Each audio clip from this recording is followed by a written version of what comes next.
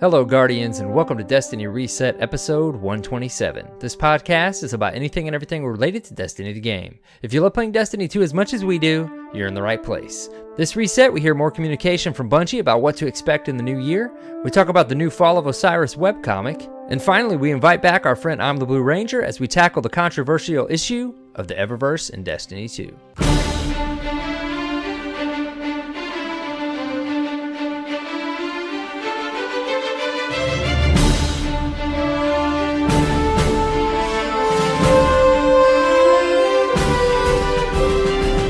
Hello, Guardians, and welcome. It's AER0KNIGHT, and of course, CyborgSasquatch. How's it going, man? Hello, Guardian. Hello.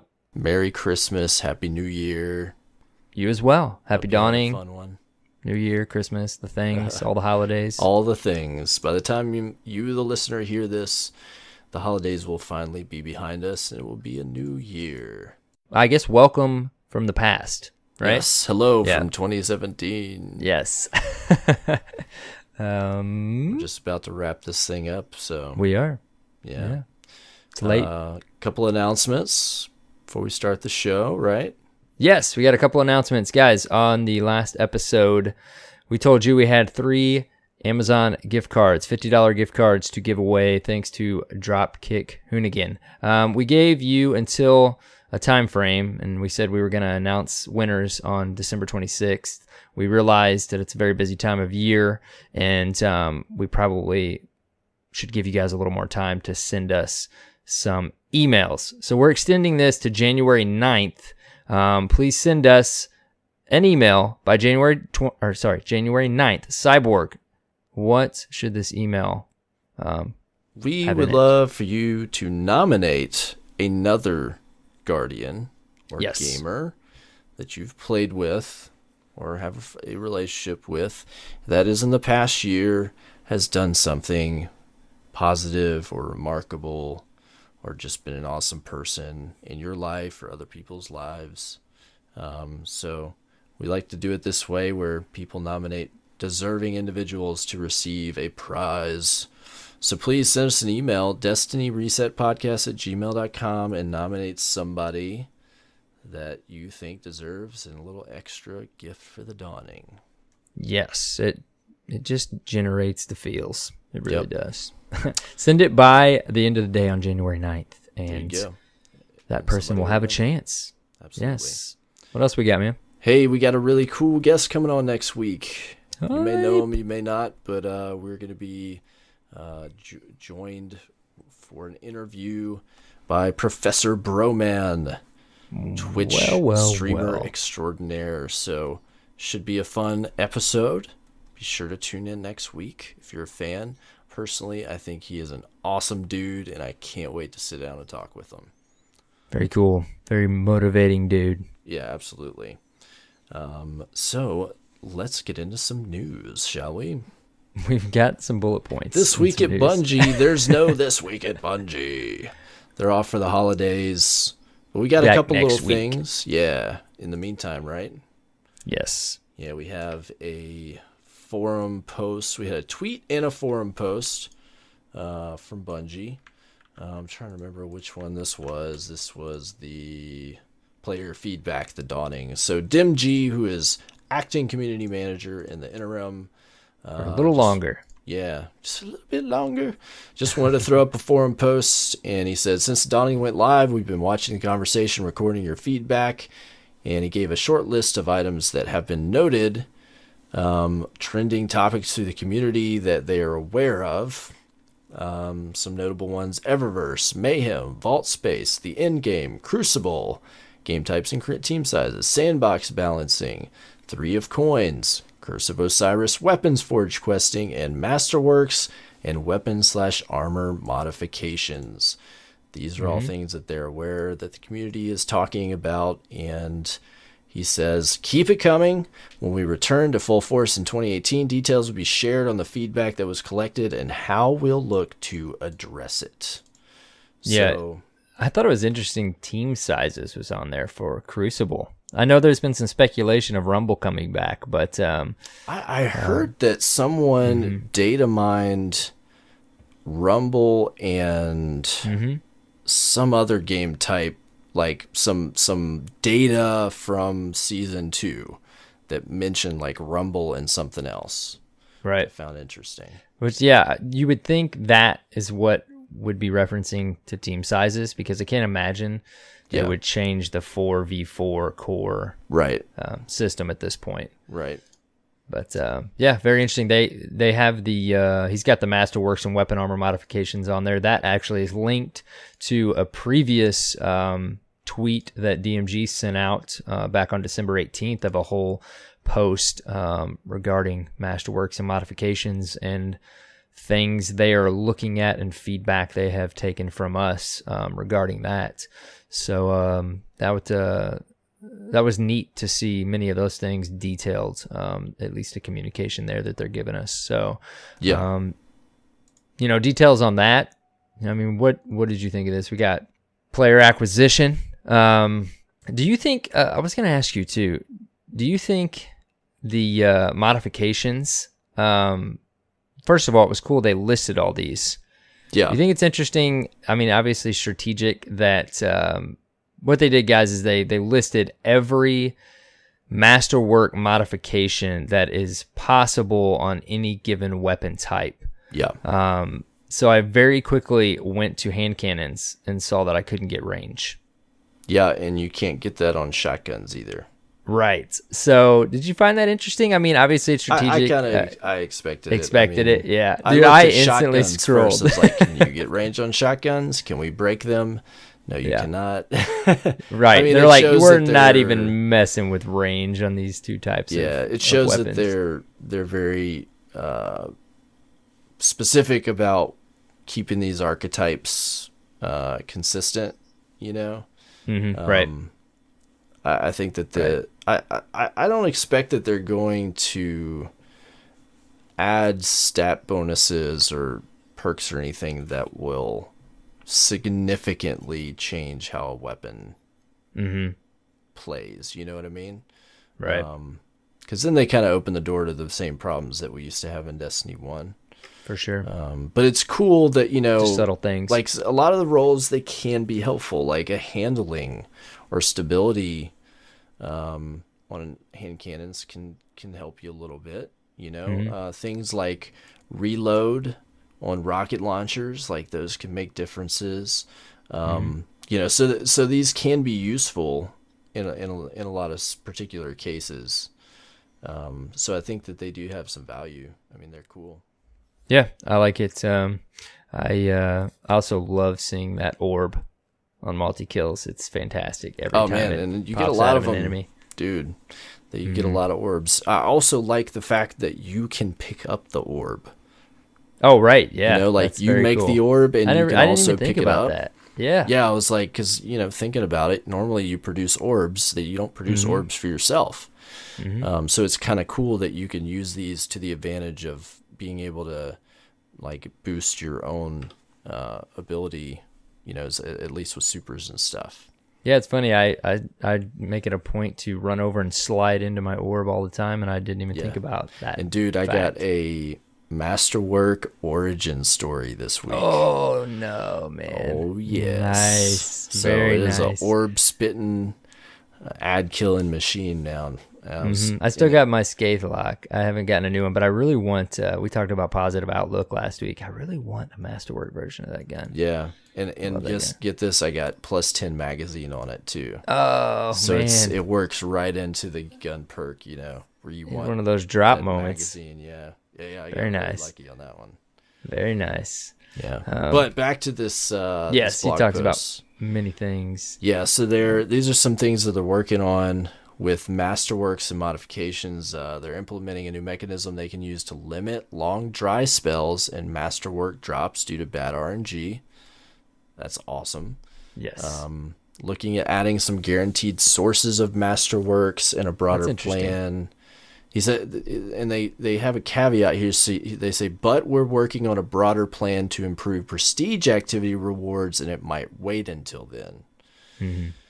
That makes me wonder if they're going to build like Masterworks into prestige activities, like maybe get guaranteed Masterwork drops, That's attractive. Excellent. That would make me run like prestige nightfalls and stuff.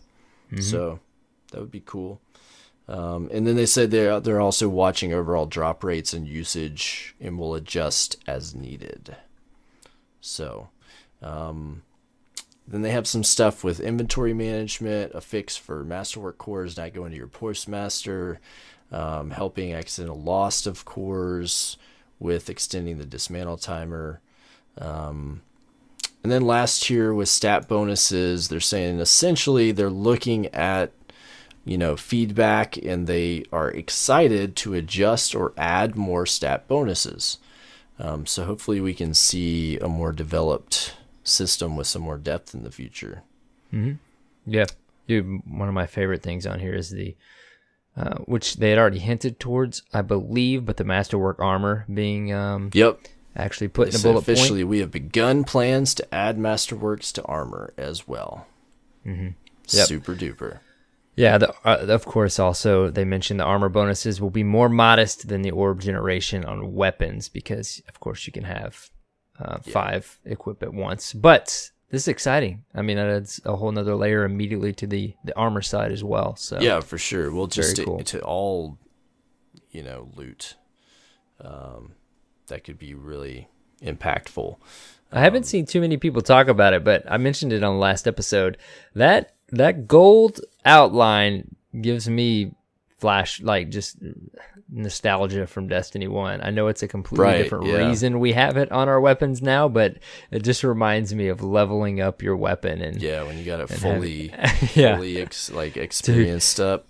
Which immediately makes me remember the icebreaker mess when we had to re-level it. Remember what was that even called, that system? I don't know. They had we had to buy it back.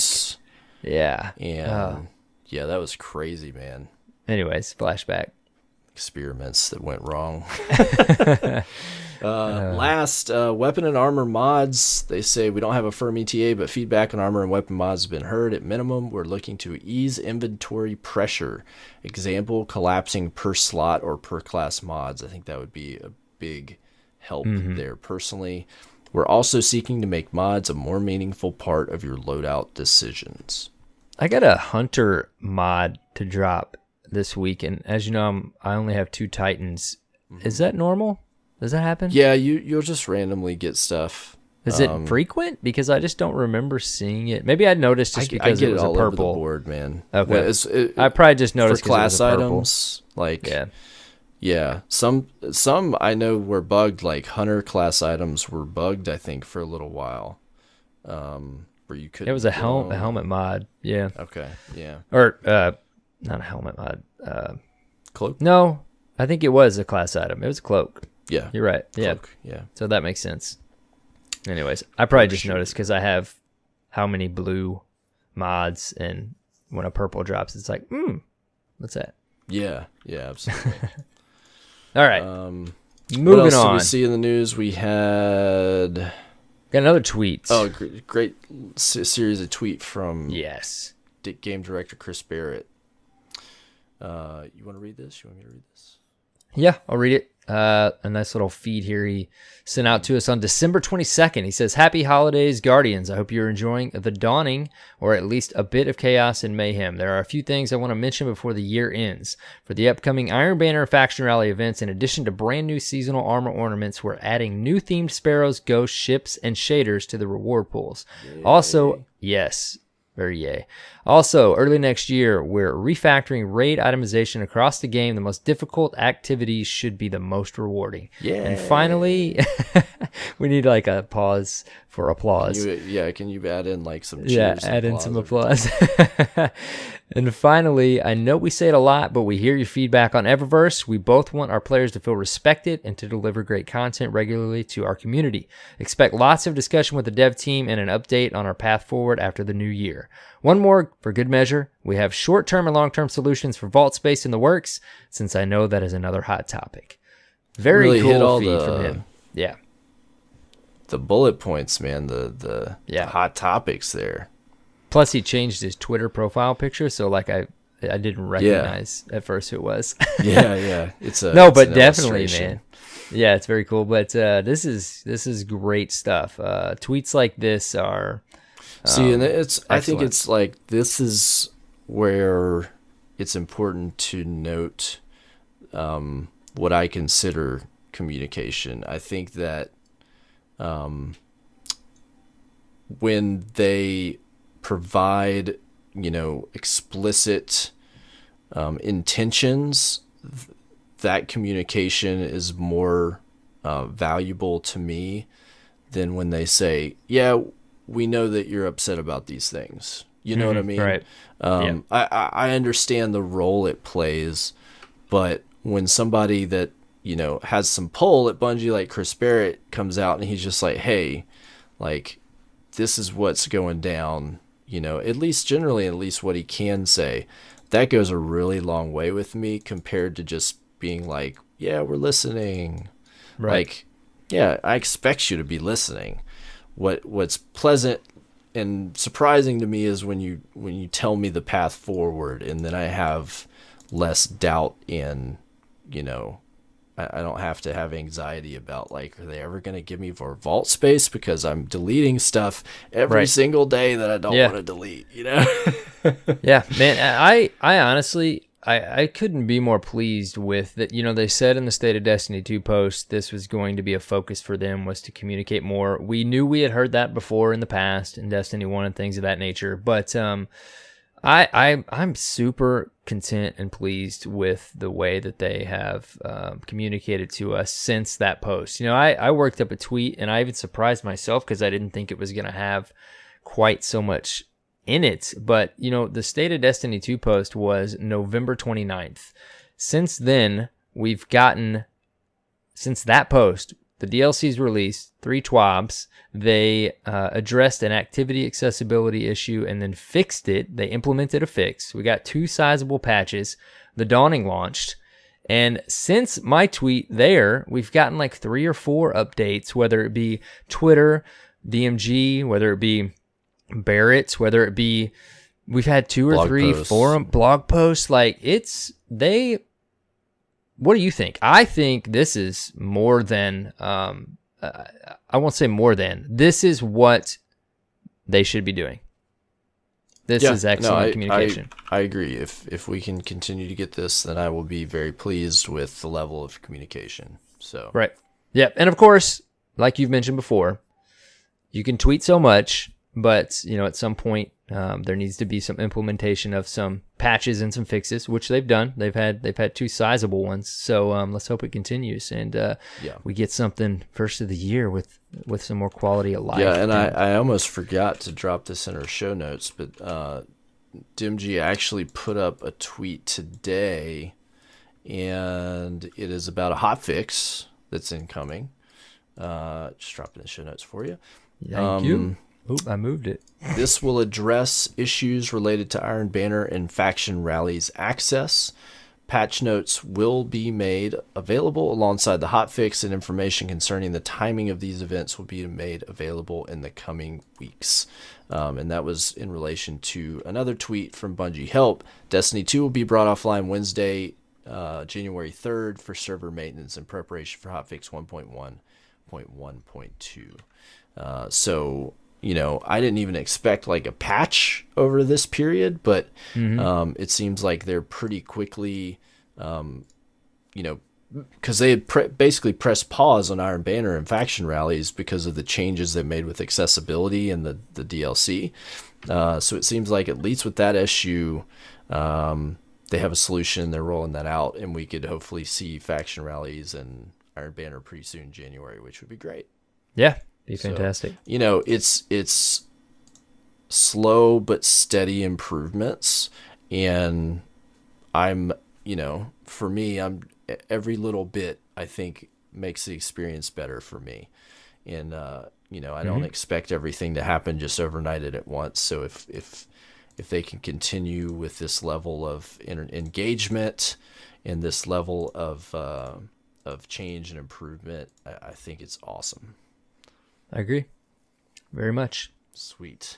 So, pretty cool piece of content dropped since we last recorded. The Fall of Osiris. Yeah, dude. I was surprised it dropped so quick, honestly. Well, they just kind of announced it, and then, they were like, yeah, it's going to be ready this day. What a great time, too, as well, while they're having a couple weeks over the holidays here to... Yeah. So the first web comic, what were your impressions? What did you think, man? I enjoyed it. For me, it was cool to see Same 14 in there. I thought that was neat. Yeah. That was really cool. But it's anything with Osiris, of course, is neat. There wasn't a whole...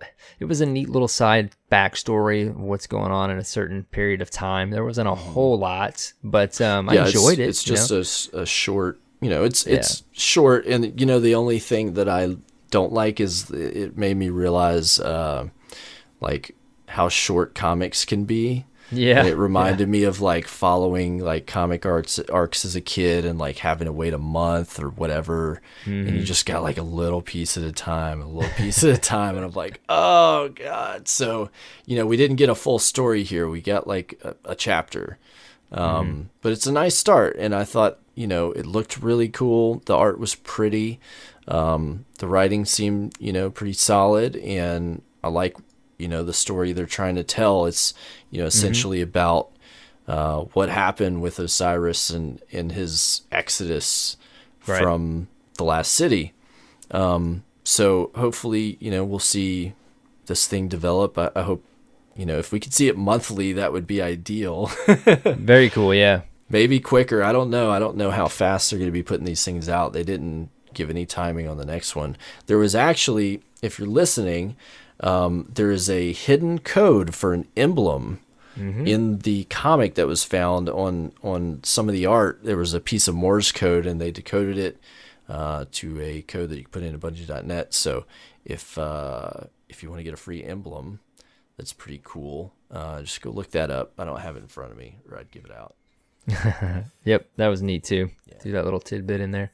It was cool to see too, like the followers of Osiris and how, how much of followers they were. Well, and it was also really interesting to see the characterization of the speaker. Because they're very, it's kind of made pretty clear that he's kind of despotic. Like he's very authoritarian and stuff, which is never a way that we've like directly seen the speaker characterized. But you kind of can see like both sides of the story of like why things are going down the way they're going down, So, cool. I think they're providing like a good, like a deep dynamic tale. I think they're trying to present. So it's cool. I'm excited. I like it. To see Ikora kind of in a more like vulnerable, younger part of her early life. On. Yeah, which I think that's kind of cool. So, yeah, I dig it. It was dope. It's dope, man. Can't wait for more. I know the all of our lore nerd friends are pretty geeked out about it. So more lore. We need more lore. Please, more story. More. Throw us some books. Some I know. Some comics. Can we just go from this first chapter to a novel? Can we lean into this real hard, please? Extremely so. What else in the news this week, man? There's been so much since our week off. 3 of coins was a topic while we were off. We had said those weren't working as intended, and they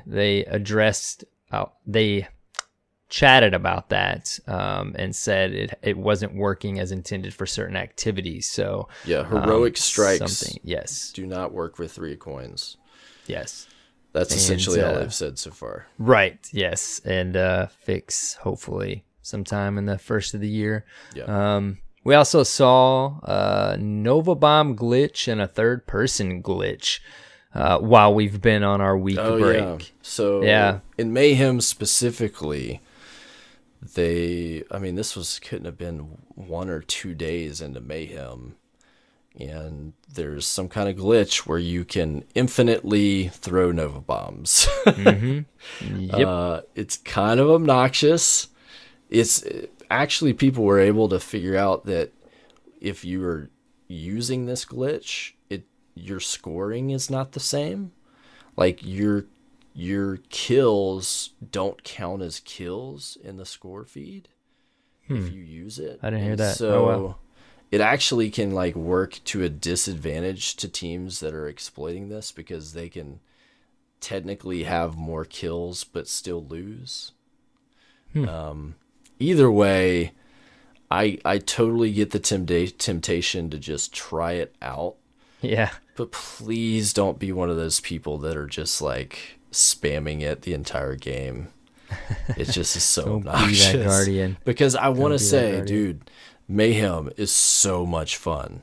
I've had so much fun playing Mayhem since it's come back. Like, Dawnblade is a blast in Mayhem, dude. I don't know. Seen a lot of people say they enjoyed it. I haven't played a ton, but I definitely see the appeal. It's a nice change, a little mix up in the Crucible. Coming from like the way that abilities are adjusted in Destiny 2 to going like back to full on Mayhem, like it just allows you to have fun and kind of go all out in a way that we're not used to anymore. And so people feel like that superhero. Digging it. Yeah, absolutely, man. I really, really hope like they keep it around, or like, you know, maybe if they like brought it back with faction rallies every month or something. I hope they do something like to keep it around.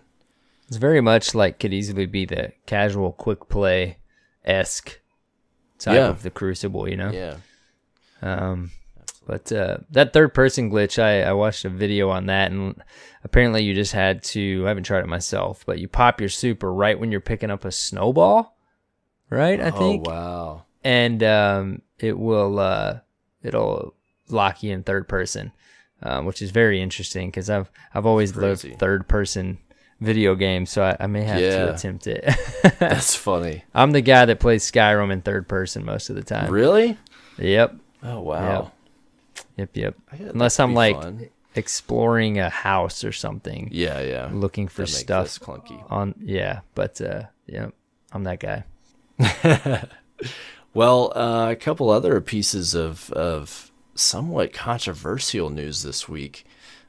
First off, there is a quote unquote leak of the next DLC. Now that I've got to say that the source is not confirmed.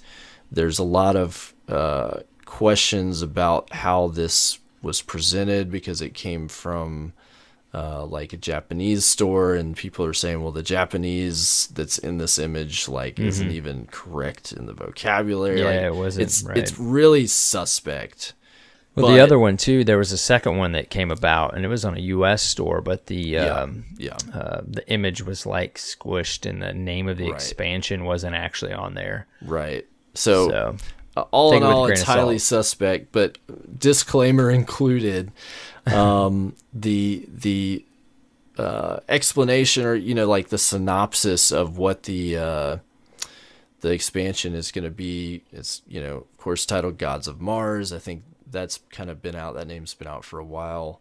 But we would expect to go to Mars, meet Anna Bray, who is going to help us release Rasputin from Charlemagne's vault or something. It's like the more I read it, I'm like, no, this makes sense. This doesn't sound viable. But it promised two new factions, enemy factions. It promised new cooperative activities, a new patrol-ish zone, and the usual bullet points, right? The enemy faction was the one that was a real highlight for people, because to get that in just it was something to do with DLC. frames, like battle frames, like we see, right? So I don't know. Take it for what it is. I'm sure when they're ready to announce it, we'll see if this was valid or not. Interesting nonetheless. Yes. We'll see. And then another piece, this one's like totally is tough to talk about this, because it's technically illegal. Okay. This has to be said, like, total disclaimer. Someone has leaked the official Music of the Spheres composition. If you're not aware of what that is, Music of the Spheres was the composition, or I don't know if you would, it's not technically a symphony, but let's call it the collection of music that Marty O'Donnell made with what is the other composer at Bungie's name that I'm drawing a blank on, that Paul that we met, right?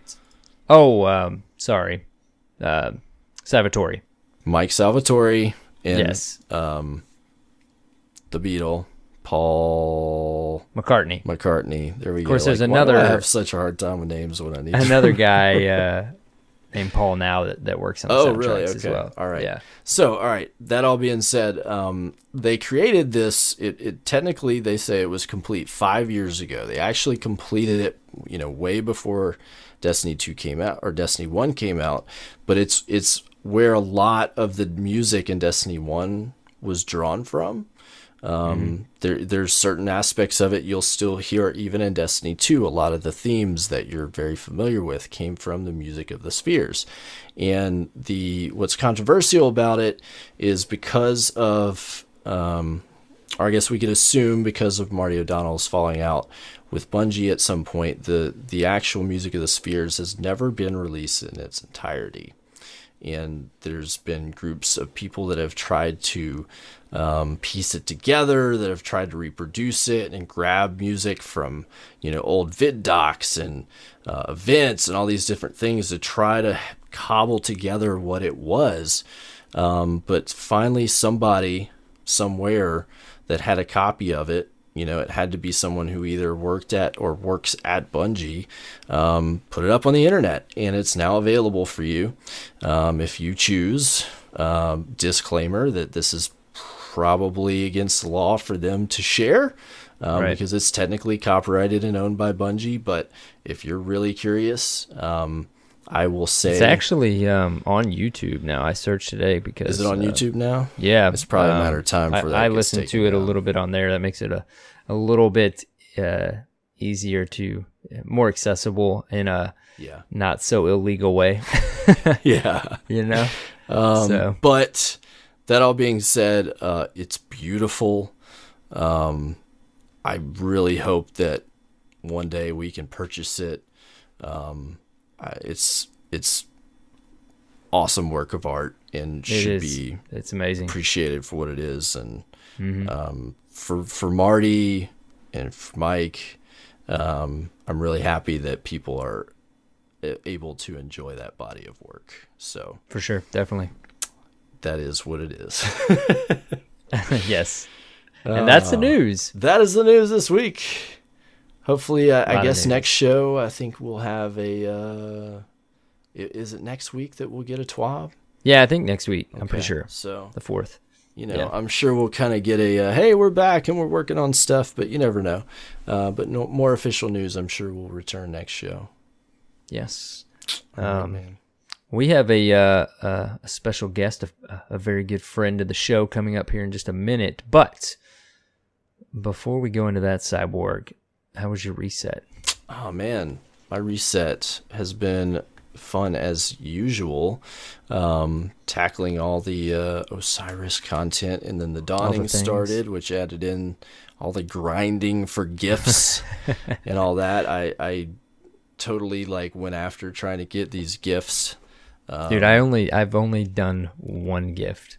It takes a little bit of work. It does. Just that one did. If they would make the two objectives or the two fetch quests on the same On planet, the same planet, yeah. that would Yeah. make sense. But it takes a minute. But it's. But there's actually, I guess this is intentional, but once you, I guess that there's a certain gift for certain NPCs, and that's all of them. Once you either pick them all up and have them in your inventory, or finish them all, the full circuit, from then on, when you go to pick up a gift on the character, it just gives you the rewards. But you gotta do there's gotta be I don't know, somewhere between I'm just trying to think, because I did them. It's got to be somewhere in the realm of 12 to 15, to be honest. Yeah. There's a bunch. So takes a little bit of time for each one too, like we said. Yeah, it's a little grind. Yeah, there's I a gotta couple say, ways you can kind of cheat a little bit, but the tower is beautiful. real festive. Yeah, I haven't visited the farm yet. Go check out the farm. Farm's cool. They Is got there these stuff other than just snowballs? Yeah, they got snow forts that you can hide in and Oh, play really? snowball fight with. That's Yeah. awesome. I totally forgot to visit the farm. I said last episode I want reasons to go back to the farm, and I didn't even go back to the farm. It also has a different dawning music, a different track. It has the track that we heard a lot last year for the dawning. Very cool. Playing. So Yeah, it's like the snow's different cool than the too. I like the decorations. Yeah, it's always nice. fun. I always like how they, change the world a little bit for these events and make it real pretty and stuff. So it looks nice. Changes it up a little bit. Snowballs are effective too, man. I've done. They're fun in strikes. I've done my strikes this week. I did my 3 heroic strikes plus maybe 1 or 2, and it's pretty funny to throw them, and they do some damage. I do love that they even took the time to do the the detail of the snow on the character models. But I had to grind some public events this week too, because I finally finished a verse. Nice. Got the scout rifle, which is pretty cool looking scout rifle. So yeah, I kind of just did some grinding stuff this week. Finally did some stuff that I hadn't done yet. So I didn't get any masterworks this week. The RNG was very stingy this week. So well, hopefully they'll have that fix in, and yeah, right, right. I got plenty. The first I was pleased and happy with. I mean, I didn't get a ton. I wasn't showered with them, but I got 3 or 4, I think. Yeah. The first week, but I went back to the tower. I played last night for a little bit, ran those strikes, did all that stuff, and I went back to the tower. Had all kinds of places to visit, and no masterworks, but that's okay. You can't get them at every tower visit, I suppose. Yeah. But dude, I didn't realize either that verse stuff seemed like a real grind.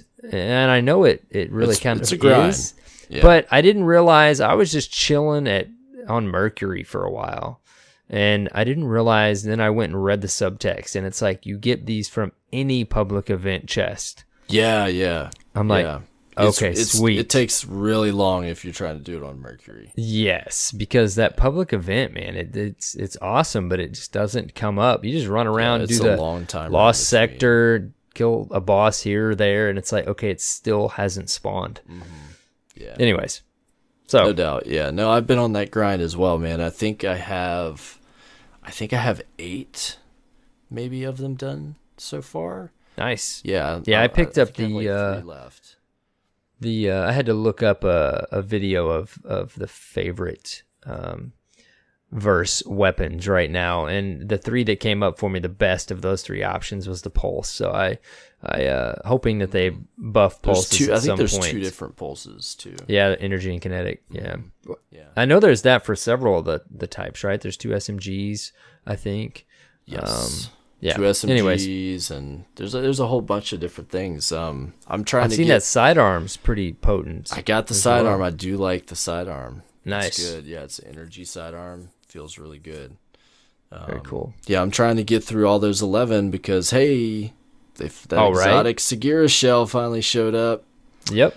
Spoilers, if you finish all of the verses, you get an exotic Segura shell, and it's got some pretty nice perks on it. I've got to step up my game. I've been having too much fun on my Bubble Titan still, just running strikes. For some reason, I'm just having a blast in strikes right now. No, well, I mean, I think adding the snowballs in there makes them kind of fun, and heroic strikes gives it some more difficulty. And I've had to run a ton of strikes for all these different verses. Like there's you need the paradox cores or whatever they are for certain verses, and most of them need that, and they need 2 or 3 of the the blue level, which is technically like 10 of the things. I mean, like you got to grind, man. And actually what's helped is playing Mayhem, because the Mayhem matches are really short, and you can get those paradox cores from the Mayhem matches, and it's actually like super efficient. So if you need some, man, I would take advantage of the Dawning Mayhem while you can to get those. Very cool. Oh, you know what did happen this week? I thought of you. I popped a 3 of coins, and I don't know if it was the reason why, but I finally got, I'm pretty sure this hasn't happened to me yet, an exotic engram from a public event chest. Nice. Finally. I know that happened for many people, but they were not dropping for me on those public events. Anyways, it's probably the 3 of coins. What'd you get out of it? I think I got another Saint 14. Nice. I want to say I got another Saint 14. It was either that or some Titan boots that did drop at like 330, because I think I'm like 320 on PS4 right now. I think. Yeah. Still not quite at that 330-ish. Moving up. Yeah.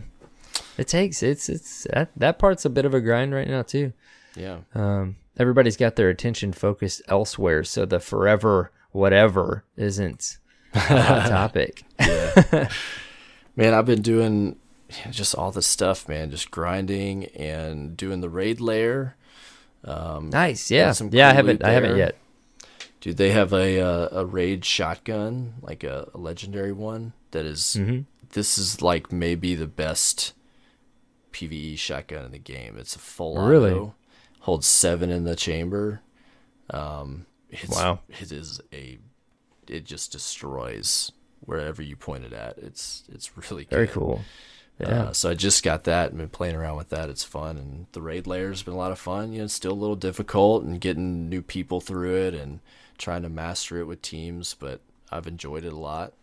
Yeah, I've still been hearing people really enjoying the raid layer. Yeah, if you're out there and you haven't done it, I would highly encourage you to go tackle that. I mean, it's on my list to do, my friend. Yeah, it's like, I always say this, but if you're not doing the raid stuff, like, you're missing out on a big piece of content that's, I think, is really, really valuable. So, but this one is just great. I love the raid layer. Yeah, I've been playing solo a lot lately, just in the hours that I'm playing. So that's probably another reason why I'm leaning on strikes and stuff like that. I haven't even been diving into trials much. Hope to jump in some trials maybe soon, but I really do want to do the raid layer way sooner than I did the Leviathan. Well, and it is more accessible. It's shorter, so it's not going to take quite as long. It is a difficult boss fight, but once you get it down, it like most raid encounters, like, becomes a lot easier. But yeah, I think you'll like it. I think it to me, it combines, it's almost like a combination of Wrath of the Machine and Vault of Glass. Ooh. That kind of gives you like a feel of the encounter. Very cool. It's dope. It's really Get dope. me all hyped up here. Yeah, man. I'm telling you, it's fun. It would sound like it if it wasn't 2 a.m. I know. We're recording late tonight. Well, yeah, I had a fun reset. Past couple resets, man. I am enjoying the game. I want to say and make it a point to say that I really enjoy the Forge content that they added in, and just that entire experience. I think it was awesome that they added like the quest in it and the exotic shell at the end. Like, that whole package is really cool for the type of players that love that. I think they did a great job. Yeah, very cool. That's the way. It's just neat to have some things to grind like that, and then have secret quests in there, secret rewards for completing a specific area of the game, like the exotic ghost shell. Yeah, absolutely. Very cool way to implement that kind of stuff. Yep. All right, man. Well, let's go jump into this main topic with our buddy Blue Ranger. Let's do it. It's finally our Eververse discussion. Dun, dun, dun.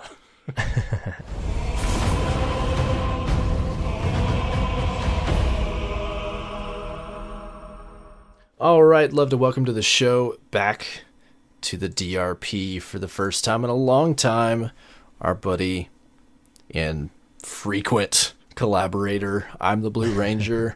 Welcome back. Hey, buddy. Hey, thanks for having me back. Appreciate it. It's been too long.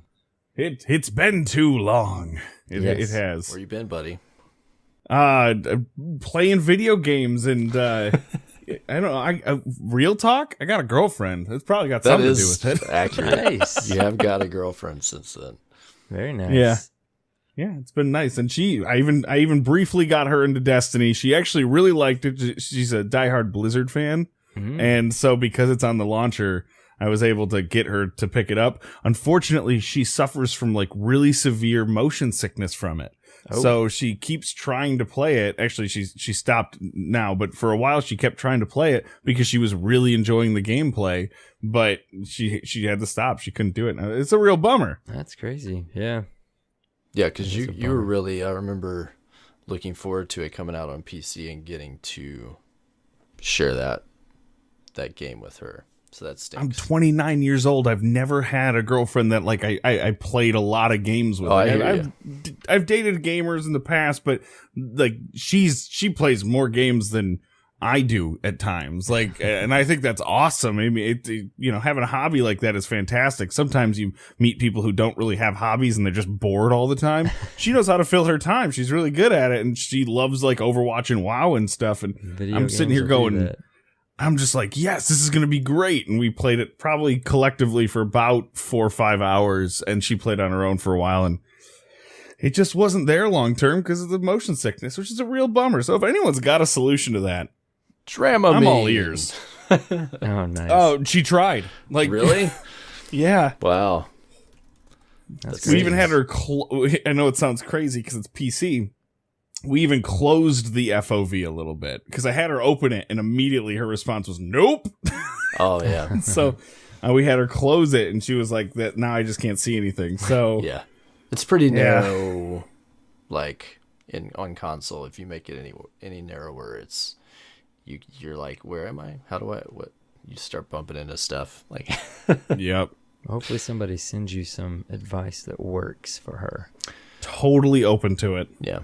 Yeah, we realized. 3D. Yeah, that'll do it. We realized before we clicked record that it's been so long, even our recording process has changed. It has. What do you guys know? I'm off Who the are newsletter. you? I didn't even get a Christmas card this year. I thought you were still on the email blast. I guess I not. guess not.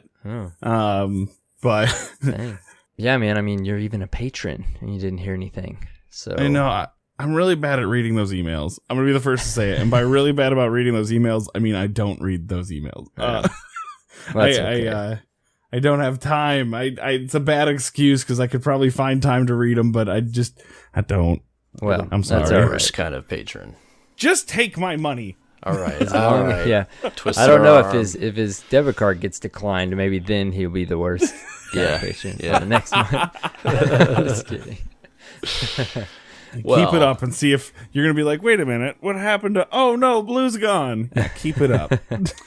If you're a newer listener to the show, Blue has been on quite a few episodes with us in the past year of 2017, but Including This a would live be show. number 12. yeah, yeah. But he hadn't been back for a while, and so if you're new to him, Blue is I guess you could say you're a public figure. He's a streamer. He has another podcast, and you also do something called the Riot Sessions. Just tell everybody real quickly kind of what all you get into. In short, because by the time people hear this, it's the truth. I used to be a streamer. God, that hurts. I'm actually, as of basically today, when you're hearing this, going on a hiatus to get in shape and lose weight and stuff. But I was a streamer for over 2 years, had a lot of fun, met a lot of people, including these guys here. And really now I'm focusing my efforts on my podcast, Splash Damage Radio, which may feature some people you know. and my D&D campaign called The Riot Sessions, twitch.tv/The Riot Sessions. We do that every night at 7:30. No, every Sunday night at 7:30 p.m. Eastern, and it's a ton of fun. Fury and Art did all. You may be familiar with him on Twitter. He did all the artwork for our new rebrand. We just launched season 2, and he's actually been a guest on it, and his character is so funny. I can't get into it here, but you gotta come check it out. He has us in tears. We had to go on break for the holidays, and I can't wait to get back to it. So if you like tabletop gaming, the Riot Sessions, I think this is my first campaign, so it's really easy to get into. I'm still learning myself. So, I like socializing and interacting with people, and just my Destiny background is I've got over 2,500 hours in Destiny and Destiny 2 at this point, and I have every platform you can have a Destiny game on, I have it on, and I've played on all of them. So very well versed in both games at quite a depth. Indeed. Very nice. So this week, gentlemen, we thought it was appropriate and timely to finally sit down and have a honest chat about the Eververse. Told you guys last episode it would happen. It's quite a dirty word around here nowadays, but it's got to happen. It's happening. Say the E word, please. Synonymous with some other dirty words. Most pertinently, I think this is coming up for two reasons. One, the Dawning launched over the break since we've last spoken with all of you listeners, and that has a lot to do with the Eververse. And then I guess out there in the public, there has been a bit of a backlash to the Eververse system. If you ever spend time on the Bungie.net forums, which can be cool, but also can be a scary place to begin with, there was I guess you would call a movement, took over the Bungie.net forums and is still currently holding them hostage, post after post after post after post with title or hashtag remove Eververse. And My post was mingled in between just for a brief moment, and it's not any longer.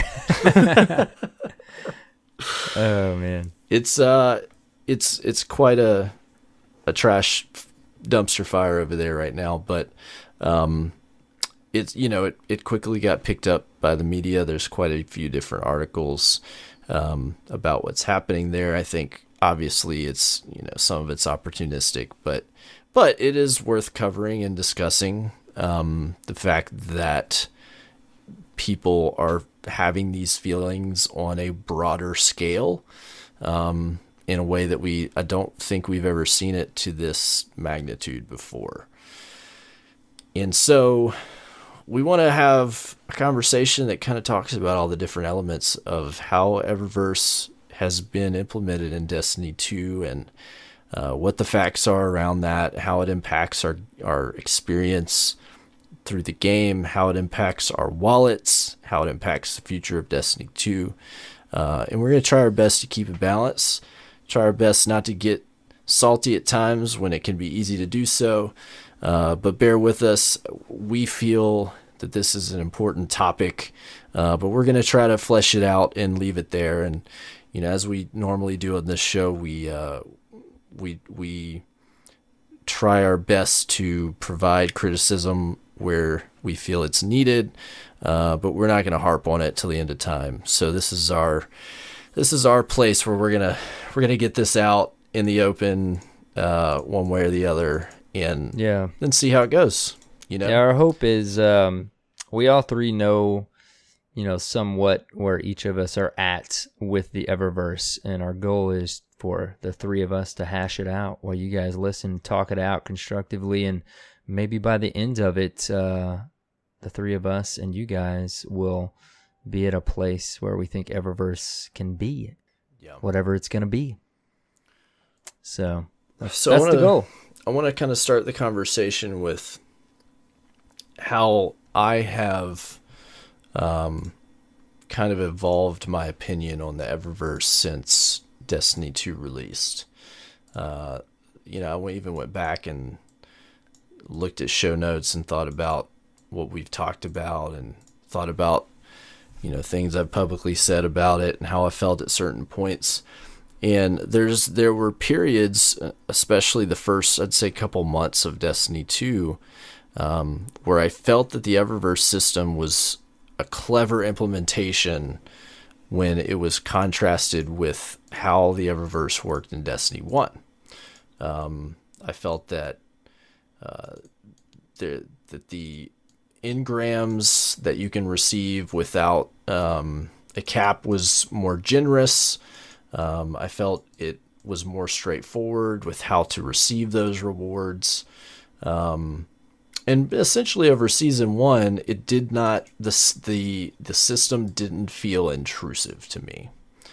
I think what has happened between then and now, I mean, there's been a number of things that have happened, both, with how they've changed things in the game, along with introducing new content, that kind of quickly changed my feeling personally, emotionally, about how that content impacts my experience in the game, how I feel it impacts others, how I feel it changes the direction of, what Destiny is supposed to be about as a game. I think the start of it was the whole debacle with XP, and how it's handled in the game. And I've definitely voiced my opinion when that went down, and I wasn't super pleased with what came to light. They did take measures to change that, and I am happy that change happened, whatever the reasoning was, or whatever their motives were. I think it's, and they've also said that they're going to change it even more because they don't feel it's as generous as it should be. So I think that they're making ground on that and correcting that. But that kind of started it sowed some distrust, I would say, with me of the system.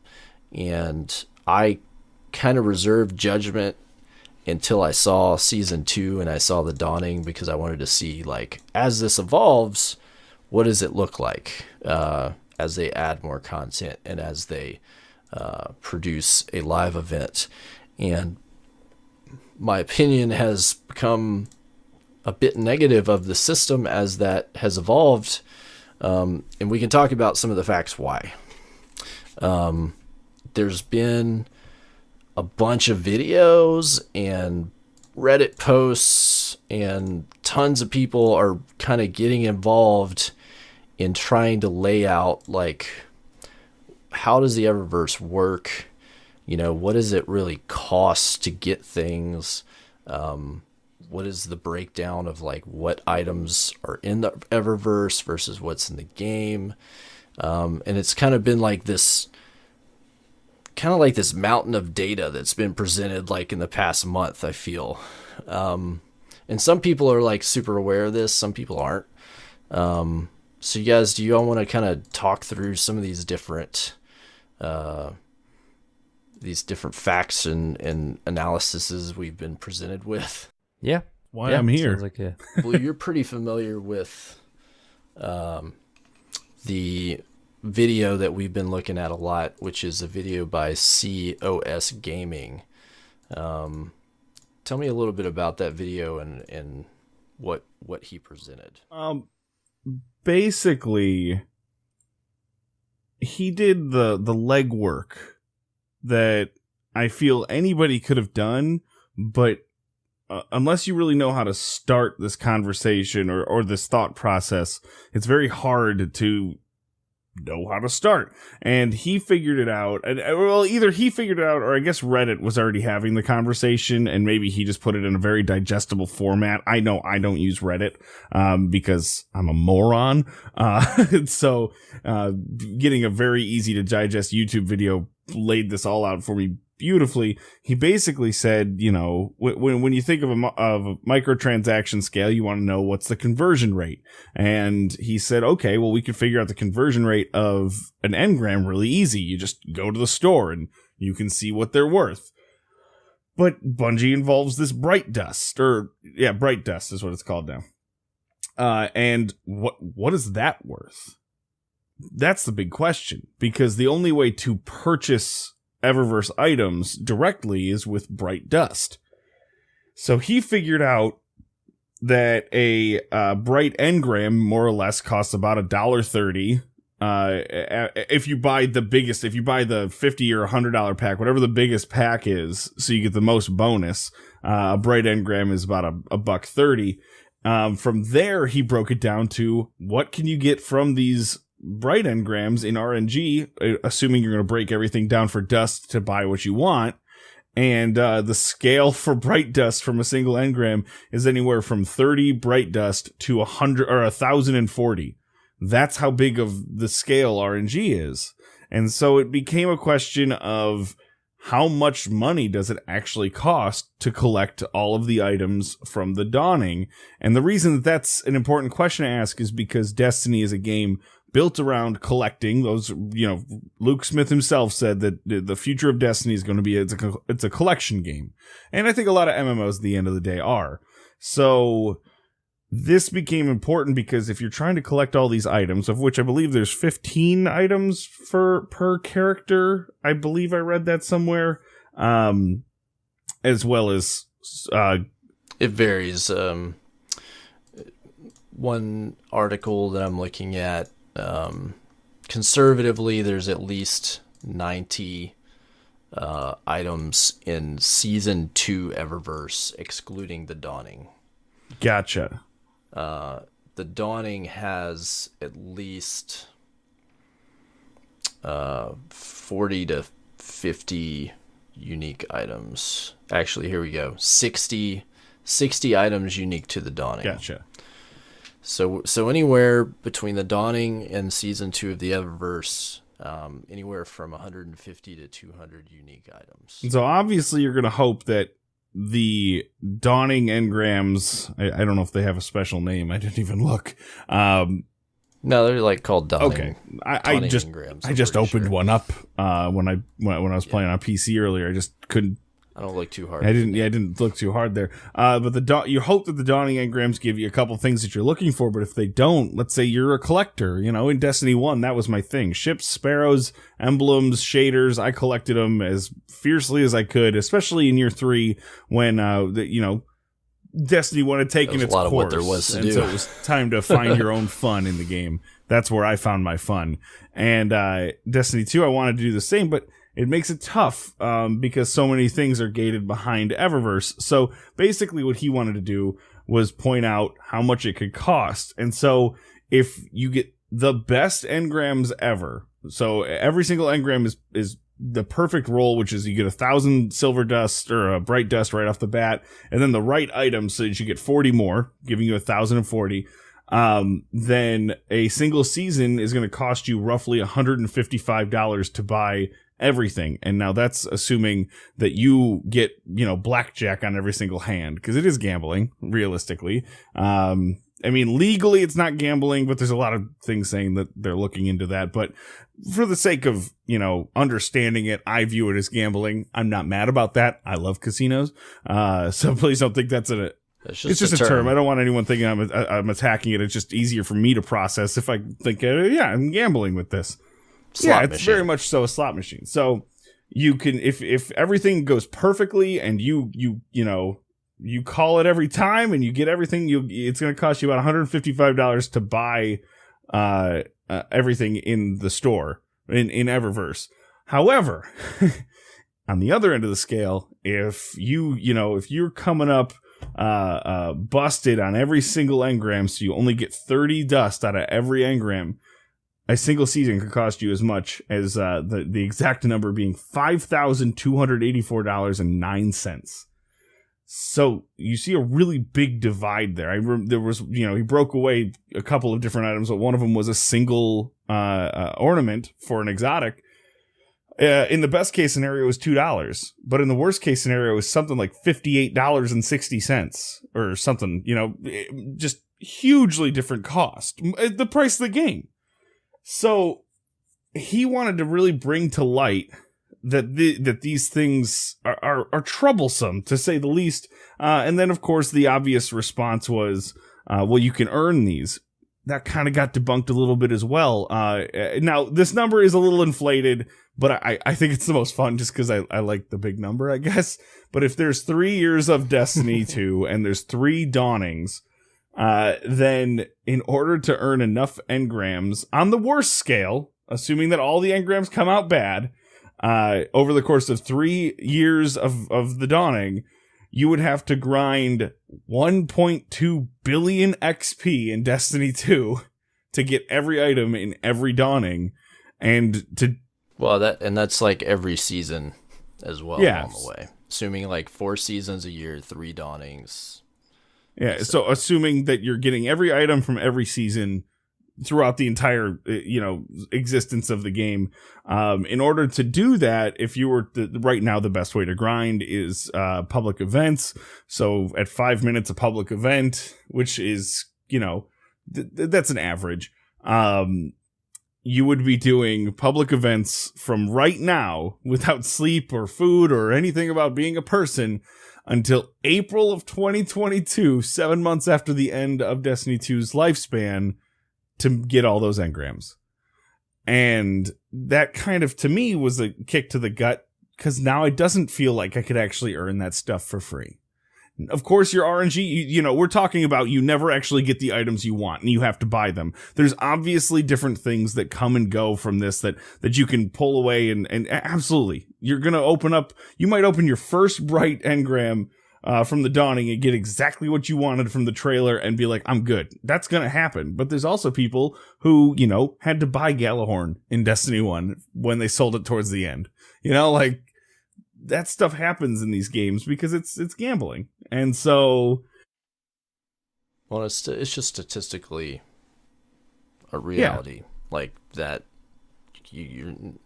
it's unlikely that anybody's going to get the best roll every time, and it's unlikely that anybody's going to get the worst roll every time. But there's going to be, depending on what their algorithm is, we don't know, but there's going to be data across the board, So these are ranges to give you an idea of, like, this is what the realities could be. Somewhere in those ranges are what it would actually cost. The other end of that range, since we are talking ranges, is if everything was perfect and you were grinding XP, it would take you half a year.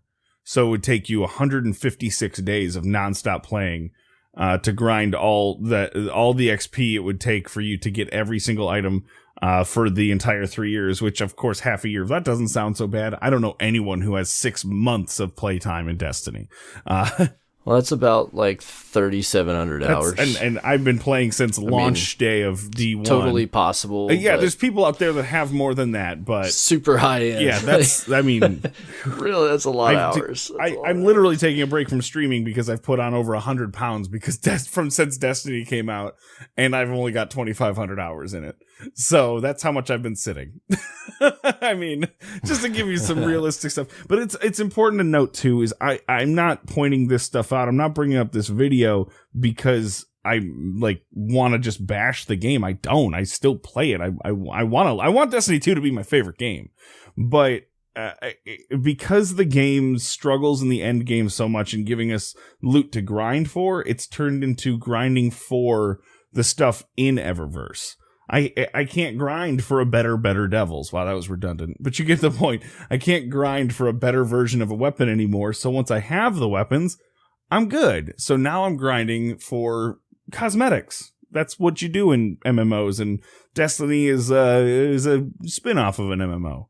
So I'm grinding for stuff, and a lot of it is things that come from bright engrams.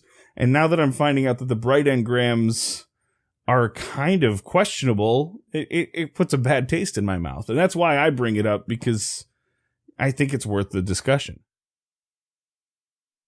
And I think it's important that the facts, the data of systems like these are presented because it allows you as a consumer to make a more intelligent decision about your time and your money spent. For me, like I spent money in the Eververse when Destiny 2 launched because there was a lot of cool stuff in there that I wanted, and I think I probably spent like $50 on silver, to be honest. I don't even remember. Like I think I remember buying silver 3 different times. And I stopped at a certain point. I was like, I can't spend any more money on this. But going into season 2 and the Dawning, kind of having a bit of a sour taste in my mouth over, kind of what happened with XP and stuff. And I'm like, I'm not sure about the system. Like, there is absolutely stuff in the Eververse that I want. And I've been playing this game, grinding it since Curse of Osiris dropped, and I don't have even a fraction of the stuff I want out of Eververse.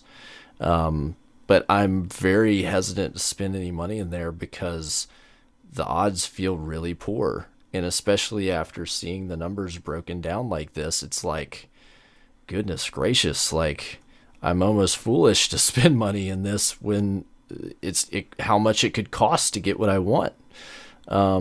Because the odds are so low. And I think it's important to talk about, how the system is presented. And I think that there's a lot of other examples of microtransactions that people are comfortable with, and that feels less exploitive in other games. There's current examples like systems like how you have in Overwatch, and systems that you're seeing in Fortnite. And I think the difference between those games and this game, one is what the content that they're delivering is. I think in all these games it's all cosmetic, right? Because everybody knows, the breaking point is when it's not. Like, the breaking point is if you ever put a microtransaction in a AAA game that fundamentally changes gameplay, people are going to flip out. And I think publishers and developers know that, so they don't cross that line. But in a game where I think it is really important to note that cosmetic stuff is an important part of the game. And I think that people in Destiny specifically try to glaze over that fact. And I had somebody put it very succinctly, and I really agreed with this tweet. There's a streamer, used to go by Chariana. He's Char now. And he put it the best, and I really agreed with it. He said, "I'm so tired of hearing it's just cosmetics in a game where progression is super easy and there's a heavy focus on character customization. Customization is part of the gameplay experience. If it weren't, you wouldn't be enticed to buy cosmetics in the first place." And so we look at, how, and Blue, you brought this up, Destiny struggles a bit in the in-game arena. And everybody's aware of this, and that was talked about at depth for months, and it is what it is, and it's being worked on, it's being improved. But when we sit back and contrast the in-game experience in Destiny 2 to Destiny 1, a lot of what fueled enjoyment and brought, dedicated players to grind content or to go back to play old content and things of that nature was even little things like a ship or a shader or whatever. There were people that would did hundreds of runs of Wrath of the Machine just for the ship. It was super rare. I never got it. I want it to this day. It was super cool. If you got it, it was a really big deal, and you would wear it like a badge of honor. Even though it was totally random, like just like anything else in the game, if you got it, you showed it off and people noticed, and you got a little bit of status for that. I never stopped using Gravedigger once I got that from Crota. That Sparrow was super Gravedigger was super rare. So I think it's important that we don't gloss over the fact that that experience was core to Destiny 1.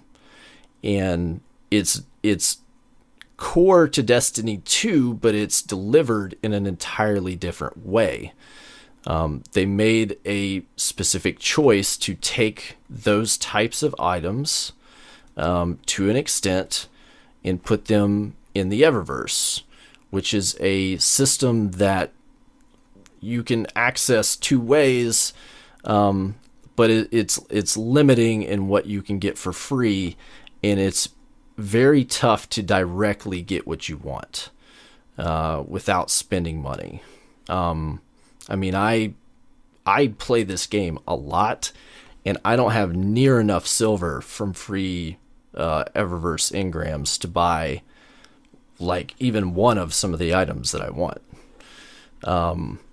And it's a little depressing because if like the selfie emote comes up for sale next week, like I can't buy it without dropping some money down. And so it's a little tough to buy into the argument, well, you can get this stuff for free, when a player that plays this game hours a day doesn't have enough of the in-game currency to get one item that they want. Or maybe the armor set. I've gotten one piece of the Eververse armor sets since the season started because my RNG is so poor. So you should the buy whole the experience, RNG loot bundle. Sorry, I'm... the whole experience leaves a poor taste in my mouth,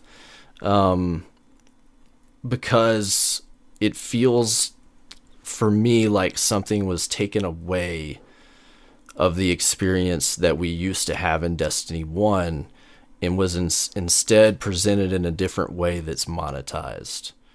And I think that to an extent, like Bungie realizes if you want to call it a mistake, because they're already agreeing to, like, they're putting some of these types of items in faction rallies, which I'm very pleased with. Like, I would love if there's like a direct way to grind or receive those, or even if it's just a random drop, like it's back the old system like we used to get. Like, we would complain just as much when we'd never get it, but at least when you got it, you felt good about it and you didn't have to pay money for it, you know? But it just raises a question of, you know, where does this system start and end? I feel that it went a certain length for season 1, but season 2, I feel like they doubled down on the Eververse, and it really just turned me off. I think part of that is they like stacked the Dawning on top of it, so it was like, hey, new stuff that you gotta pay for, you know? And part of that is the fact that the Dawning didn't bring as much like playable content. It brought very little playable content, and it seems it's like my favorite thing, and it didn't come back, and I don't know what to do. I mean, a lot of people are sad SRL didn't come back. Yeah, we talked about that. I don't know why, you know, but that's an example of the difference, I guess, between the Dawning this year and last year. And I think it's important to contrast, you know, what those things are. I'd pulled a comment, actually, that somebody had written on Destiny the Game by username Cyril, and he pointed out that last year in the Dawning we got Icebreaker, the 2 versions of Thunderlord, a reimagined strike, a record book, 2 maps for SRL, and strike scoring. And not to mention like all the bounties and that whole system with Zavala for Nightfall rewards and bounties and like all this extra depth. And this year, you know, we got snowballs and the Eververse dawning stuff. And you got gifts, which gave you something to grind. But guess what? Like, those gifts are just like the cheapest items out of the dawning Eververse. I did all the gifts last week on all my characters, and this week I'm not getting anything but the repeat stuff. Sparrows and ghosts. I've gotten in the sword. I've gotten like 3 of every one, so they're completely pointless for me now. I can't get any of the cool stuff that I want. So I think they unintentionally doubled down on something that's come back to bite them in the butt. Unfortunately. Yeah. I mean, you know, for me, like you kind of started from the top for you, Cyborg. Mm-hmm. When we first started playing Destiny 2, Eververse was like, well, this is great. I've got a 3 times level buff every week. I'm getting an engram often. I'm getting stuff that you can buy, but I'm just getting it for playing the game. The system seems fantastic. Right. Then, like you both have mentioned, we figured out a month in that one of the core issues with the game was the end game and the loot that you're chasing, or the lack of. So, you know, I think that, and you know, I've seen comments about that, and some of it redirected to that being a big part of the issue, is that there's nothing for us to chase, like you both have mentioned, other than Eververse items. You know, for me now, there's definitely things with the system that I want tweaked or changed. You know, I threw up a forum post this week on the Bungie forums in between all those #remove Eververse. And probably got lost in the... Yeah, you know, it made the front for a second, and then it got pushed down. But you know, it's important, like we're doing now. You know, it's always just classic to say constructive, but you know, we're just talking it out right now. We're figuring out how they can improve this so that us as Destiny players are content with the system. Right. I think Eververse as a system, I mean, I've been pretty vocal about it on Twitter. Eververse doesn't bother me, with a few tweaks that I and many people have already mentioned. I like, you know, there's 2 key points. Can we say, I don't think we can say it's 100% cosmetic, right? You could say like 95, because isn't there, you can buy buffs, which isn't really pay to, the key factor for me is that the system is not pay to win. Yeah. If this thing was also pay to win, we would have a massive I don't think it would fly at all, and I think not at all. I think very few companies are stupid enough to cross that boundary. Try that, yeah. You know? So, you know, I don't know that we can say, I don't want to say it's 100% cosmetic, because there's armor that you can infuse, and that armor has perk rolls, right? It's got stats on it. It's still low light level. So then you have the consumables you can buy that increase chance for such and such. So, I mean, really, it's still 98% cosmetic. Mm-hmm. So I think that's a very important thing. Now, like the post you mentioned is very true. It's all about customization. It's all about collecting. You know, for me at this point, it's important to note that we've already talked about it earlier in the show. They've mentioned 2-3 times now that Eververse is something they're looking at, and very clearly seems like something they're going to change. And I hope, for their sake and ours, they've taken all this feedback in and they change it the ways that we want them to change it. And they can keep it in the game. I'm fine with it. But mentioning, you know, a couple of tweaks, you know, it's to me, it's not that complicated. You can get lost in all the numbers. You can do that whole shebang. If they change a few core things, this whole system is fine. If they pull some of that stuff out of there, even if they don't want to take it all out, they really need to take out the lore and story related items. We've heard many people in the community already mention things like this. This isn't new stuff. This isn't groundbreaking. We're not coming up with it ourselves. Take those things out and give us a reason to chase them elsewhere in the core activities of the game. And I always, when I was typing up my post, I'm like, there's a couple key words in that sentence. It's like, do you say, take those items out and let us solely be able to get them from core activities, or also be able to get them? Honestly, I think either would be fine.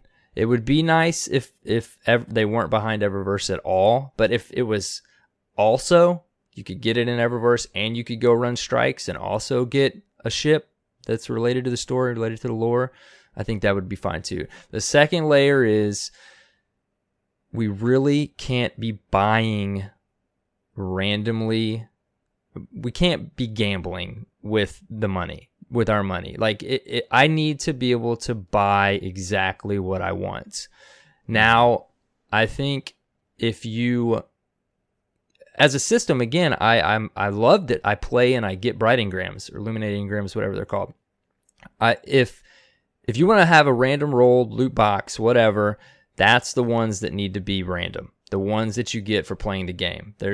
We really can't argue that. I'm playing the game, you're giving me some loot that otherwise would cost me money. Now, if I want to go spend $10, let me buy this specific ship, this specific sparrow. So, those are a couple, I think, and, tell me if you guys agree. If they change those two core things, Eververse becomes way less controversial, I think. And I think that's just part of it. It stinks that it was even implemented into the game the way it is now. You said it earlier, Cyborg. It's like, I think they're realizing that. Whether they knew it before or not, I probably know what you guys think. Now they've realized, I would think they would have known they were going to realize, because the community was going to let them, like, it's not really going to work this way. We don't have anything to chase, and the only thing we have to chase is the stuff in Eververse that all of the above you guys have already mentioned. It isn't fun. So for me, the system as a whole, I don't mind it. It's not pay to win. I've played games where there's pay to win in it. That's when it really starts to stink. For me, make these core changes. And I've had many conversations on Twitter about Eververse over the last few weeks, and I try to stay positive. I try to step back and think about, okay, what's this or that, because it's not constructive just to post #remove Eververse and nothing else. Like, first of all, we probably know they're not going to completely remove Eververse, so let's tell them how they can change it to make it more appealing and less intrusive. Initially I posted that it's, the most non-pay to win, non-intrusive, rewarding microtransaction system that I've come across in a game. I think now, that tweet that I had a few weeks ago is still accurate, except with the launch of the Dawning, it has become a little bit more intrusive. Like you mentioned earlier, Cyborg, because there's so much behind it, and there's not a lot of easy ways to get that stuff without spending money. So, I think with these two changes that I mentioned, that many have mentioned, I think it could make quite a bit of ground. And I believe, I think they're going to do that. They've shot out 2 or 3 posts that I like. The last one that we've talked about, that where the items were in no particular order, but Eververse was still the first bullet point. So I thought it was funny they didn't move Eververse down to like the 3rd or 4th after saying that these items we're looking into were no particular order. But I think they're going to make improvements to the system. I think we'll be pleased with it, and we just got to wait. Hopefully by middle of January, we're going to receive another patch, and some of this stuff will be implemented. Anyways, what do you guys think about those changes? If they made those changes, would you be happy? Would you be fine with Eververse? Would it be better? I think so. How do I put this? I like where your head's at, honestly, with the non-intrusive, non-pay-to-win system. The problem is, because it's a looter shooter and there's so much loot in there, it takes away from it. I think that if we're gonna talk about not a pay to win system, wow, that would be a disaster. No, talk about a microtransaction system in a looter shooter that works well. It's the easiest to direct a comparison to Warframe, because Warframe is often compared directly to Destiny. And in lulls, I know that Warframe has picked up some traction from the Destiny community on Twitch. So I've played it. I enjoy it. Free to play game, which makes pretty much any microtransaction okay in my eyes. If the game is free to begin with, have at it. It gives people the ability to play the game for free or add to the experience by paying for stuff. And what Warframe does is, in my opinion, the best and only way to really do this. And that is, you basically convert your money, your US dollars or whatever your currency is, into their currency, which is platinum. You buy their platinum, and from there you buy exactly what you want.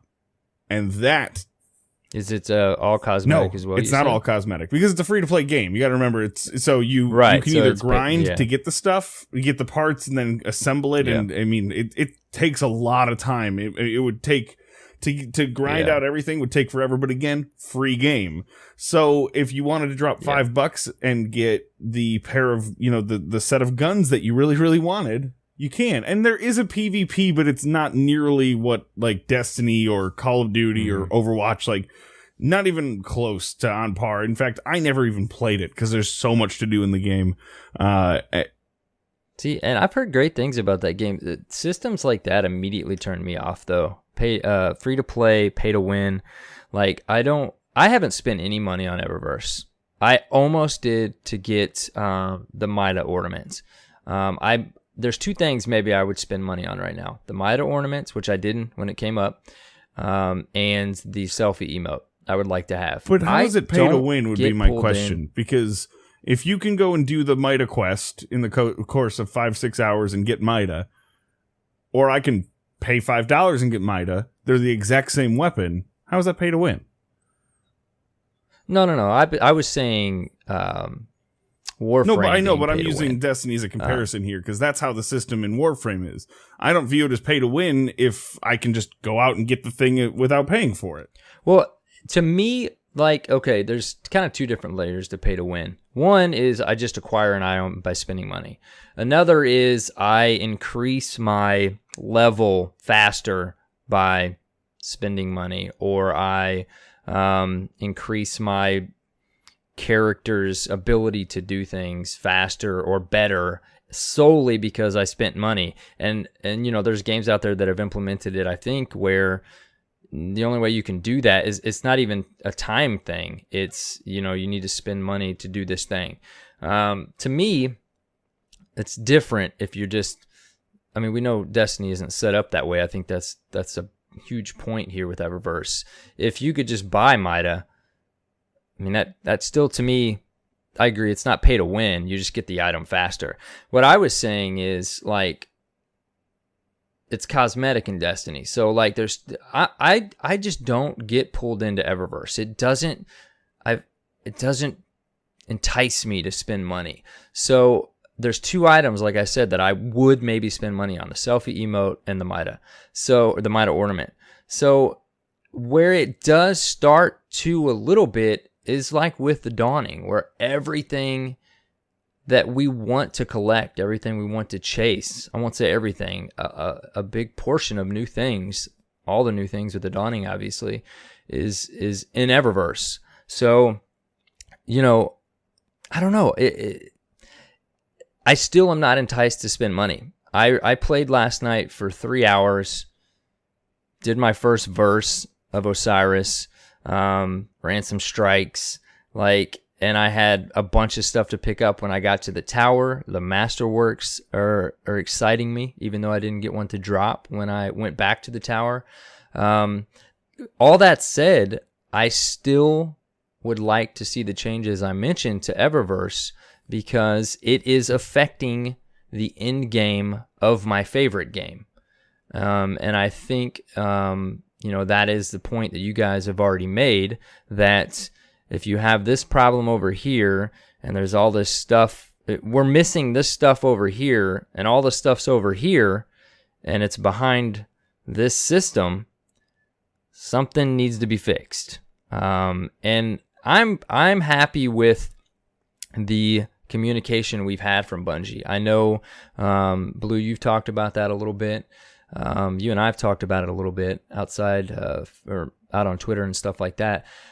I could not be any more pleased with the communication we've had from Bungie since the State of Destiny 2 post and the things that have been implemented.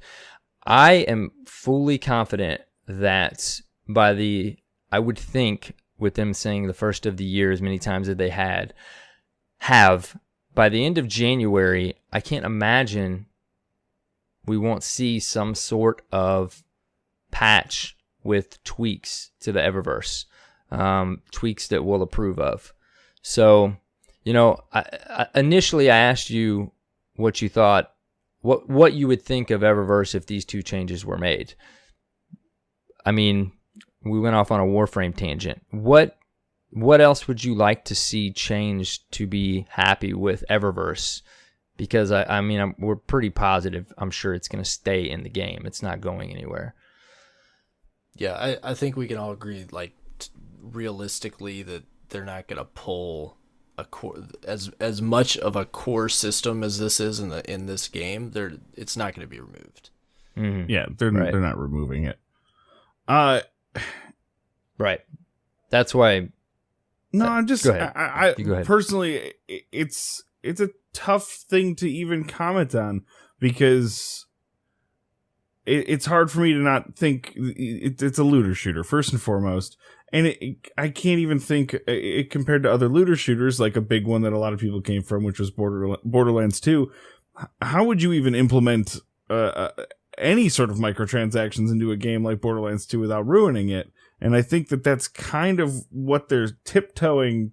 Well, we're tiptoeing towards in Destiny 1, and now with having all the ships and shaders, or not shaders, but all the ships and sparrows and stuff, that they've caused those problems. If they changed it so that it went back to the Destiny 1 version where there was emotes in there, a couple of special shaders and a couple of special emblems, because that's really all that was in there. Occasionally there was a sparrow or something, or sparrow horns.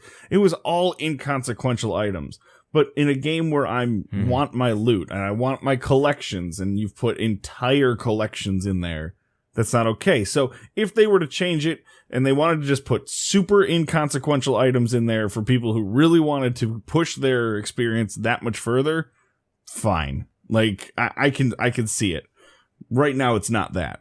And the odds are so heavily against you, and the fact that there's so much stuff in Eververse right now, you don't have enough room in your vault for everything in Eververse right now. And so the fact that in a looter shooter, you literally couldn't hold all the stuff that you can purchase in the game in your vault, that fundamentally that seems broken to me. And I struggle with that. I struggle with that a lot. So, for me, I just feel like things get so... There's such a fine line there. I feel like things get so blown up and so dramatic. And I'm not saying it's not necessary. It's our job as players to vocalize to Bungie what we don't and do like about the game we're playing. It's a lot of us. It's our favorite game. You wouldn't be so passionate, Blue, if you didn't love Destiny. Absolutely not. I would be done. Battlefield 1, you never hear me talking about it because I played it. It was fun. Now I'm done with it, So it's like you talk to people about it, and they wonder. People immediately wonder why with anyone. It's like, why are you talking about it anymore? This or that. Well, you said it earlier. You played a ton of Destiny 1, and you want it to be your favorite game. You and I have talked about it. So, for me, the loot is the biggest thing. The Dawning Eververse needs to have its core cosmetic items that you can get from there specific to Eververse that aren't lore related. They're not story related. Very similar to Destiny 1, like you mentioned. And You can still, the second item I mentioned about being able to buy directly straight with our dollars what we want, I don't know if they'll do that. I honestly don't think that they'll do that. I think they'll keep the boxes, the engrams random. But if they pull that loot out of there and they make it to where it's there's a core set of Eververse stuff that's there that rotates, like they've done in the past with Destiny 1. And when the Dawning hits, some more items come into play, but we can also get, some of those items by doing activities. It's important that they take, it's such a big thing right now because there's so much in Eververse that needs to come out. It doesn't need to be the only way we can get it. And I feel like for me,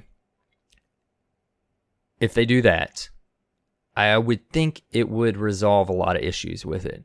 That's why I say overall, I have no problem with Eververse. I love that when I play the game, I get an engram and I can go turn it in to get something. Granted, one of my original items on the list was to up the drop rates of those random engrams that we get. Because like you mentioned before, and like the stats from the video, they can drop some pretty crappy stuff pretty often. But I don't know. I feel like, if you're just posting hashtag remove Eververse, it's important that we provide our feedback. It's important that things like this happen on the forums because it gets their attention. But it's just as equally important that we provide realistic expectations and wants and changes we would like to see. And that's what we're doing here. We're talking it out. We're saying what needs to be changed for us to not mind Eververse and get the game back to where a lot of people think it needs to be. So, that's kind of my 2 cents on it. I don't get too just, flipped out about the stuff. I will say that it stinks that Bungie implemented Eververse in this fashion. It's the way it is right now, playing up to the point where we are, seeing the Dawning, it needs to be changed. They've told us 3 times now, I believe, 2 or 3 times between DMG and Barrett, that it is on the list and it's going to be changed. I still see where that could frustrate people. It's like, yeah, of course it's on the list, guys. I mean, how did you think it wasn't ever going to be on the list? But you know what? I'm going to chill for the next couple weeks, and if they come out with some changes, if they don't change loot in Eververse, if they don't pull some of that out of there and put it in the game, add in game to the game that we love to play, then we got a whole nother conversation to talk about. But I believe that they're going to make some significant changes to the way Eververse works, and I think a lot of people will be content. I mean, we know the community though; they're passionate gamers, and they like to roll from one thing to the next, and a lot of it's legitimate, and some of it isn't so constructive.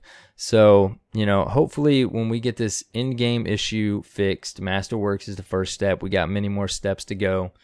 We do a couple things to Eververse, I think we're getting pretty close back to the experience that we're used to having. But Destiny 1 had its own fair share of 3 years worth of community outrages, so Eververse is the current one. I think that your changes that you would like to see, if those were made in that way, I think it would make the system more palatable. I think that the unfortunate reality of the way they have this system built is going to limit what they will actually do. Right. Because so many parts of it are important in what makes the system profitable. The reason that they don't directly sell us, an emote for $2, right, is because that system is far less profitable than a system that's based on the Skinner box principle. It's just a fact. Yeah. We got to remember too, and I've mentioned this a couple times, unfortunately for Bungie, there's a lot of interested parties in what they're doing. Conversations and things that we don't even know are happening. And, we would like to think that Bungie is the last say and they can do whatever they need to do to make the player happy. I'm sure there's plenty of places that they could do that. I watched a video this week that I'm sure you guys have probably seen about Bungie from the beginning to where it's at now. It's very interesting to see the management changes and the partnerships and the move from Microsoft to Activision. Finally mentioned Activision. It's the dirty A word. And it's like I really would love to be a fly on the wall and know, because there's a lot of passionate developers in that company and people that just want to make a great game. They want to play it themselves. They want us to be content. And I'm not saying things aren't on them. I'm sure they have pull, whether they're partnered with Activision or not. I do just wonder in the world of gaming that we're at today, where a lot of this stuff happens very often and regular, how much their hands are tied when it comes to certain things like I think it's important. It's an important point to bring up. I mean, I can tell you, almost for a fact that they can't even put out written commentary on stuff without Activision clearing it. I mean, you have to keep that in mind. Even with communication, they absolutely have their hands tied with what they can say and how they say certain things. And when it comes down to something that involves revenue, especially the Eververse, you bet your bottom dollar that Activision execs are going to be at the table when decisions are being made. And it just stinks to think that, Barrett's tweeting at us, we're looking at Eververse, we hear you, we want to make some changes. He goes in a meeting and sits down with whoever. These are the changes we'd like to make. And I'm not saying this is the case. This very well could not happen. But in any scenario that this would happen and they're like, oh no, this isn't happening, we've done the math, we're going to, how much money we're not going to make because of this? Yeah. Just like you said, and just like I said. It's a company with, a publicly traded publisher, and this is, and I'm sorry to butt in, but when they are beholden to a publisher, because there's money involved, they have a seat at the table, and the publisher is a publicly traded company, they don't necessarily get to make decisions that are based on building value for the player. A publicly traded company, their ethical responsibility is to make decisions that build value for shareholders.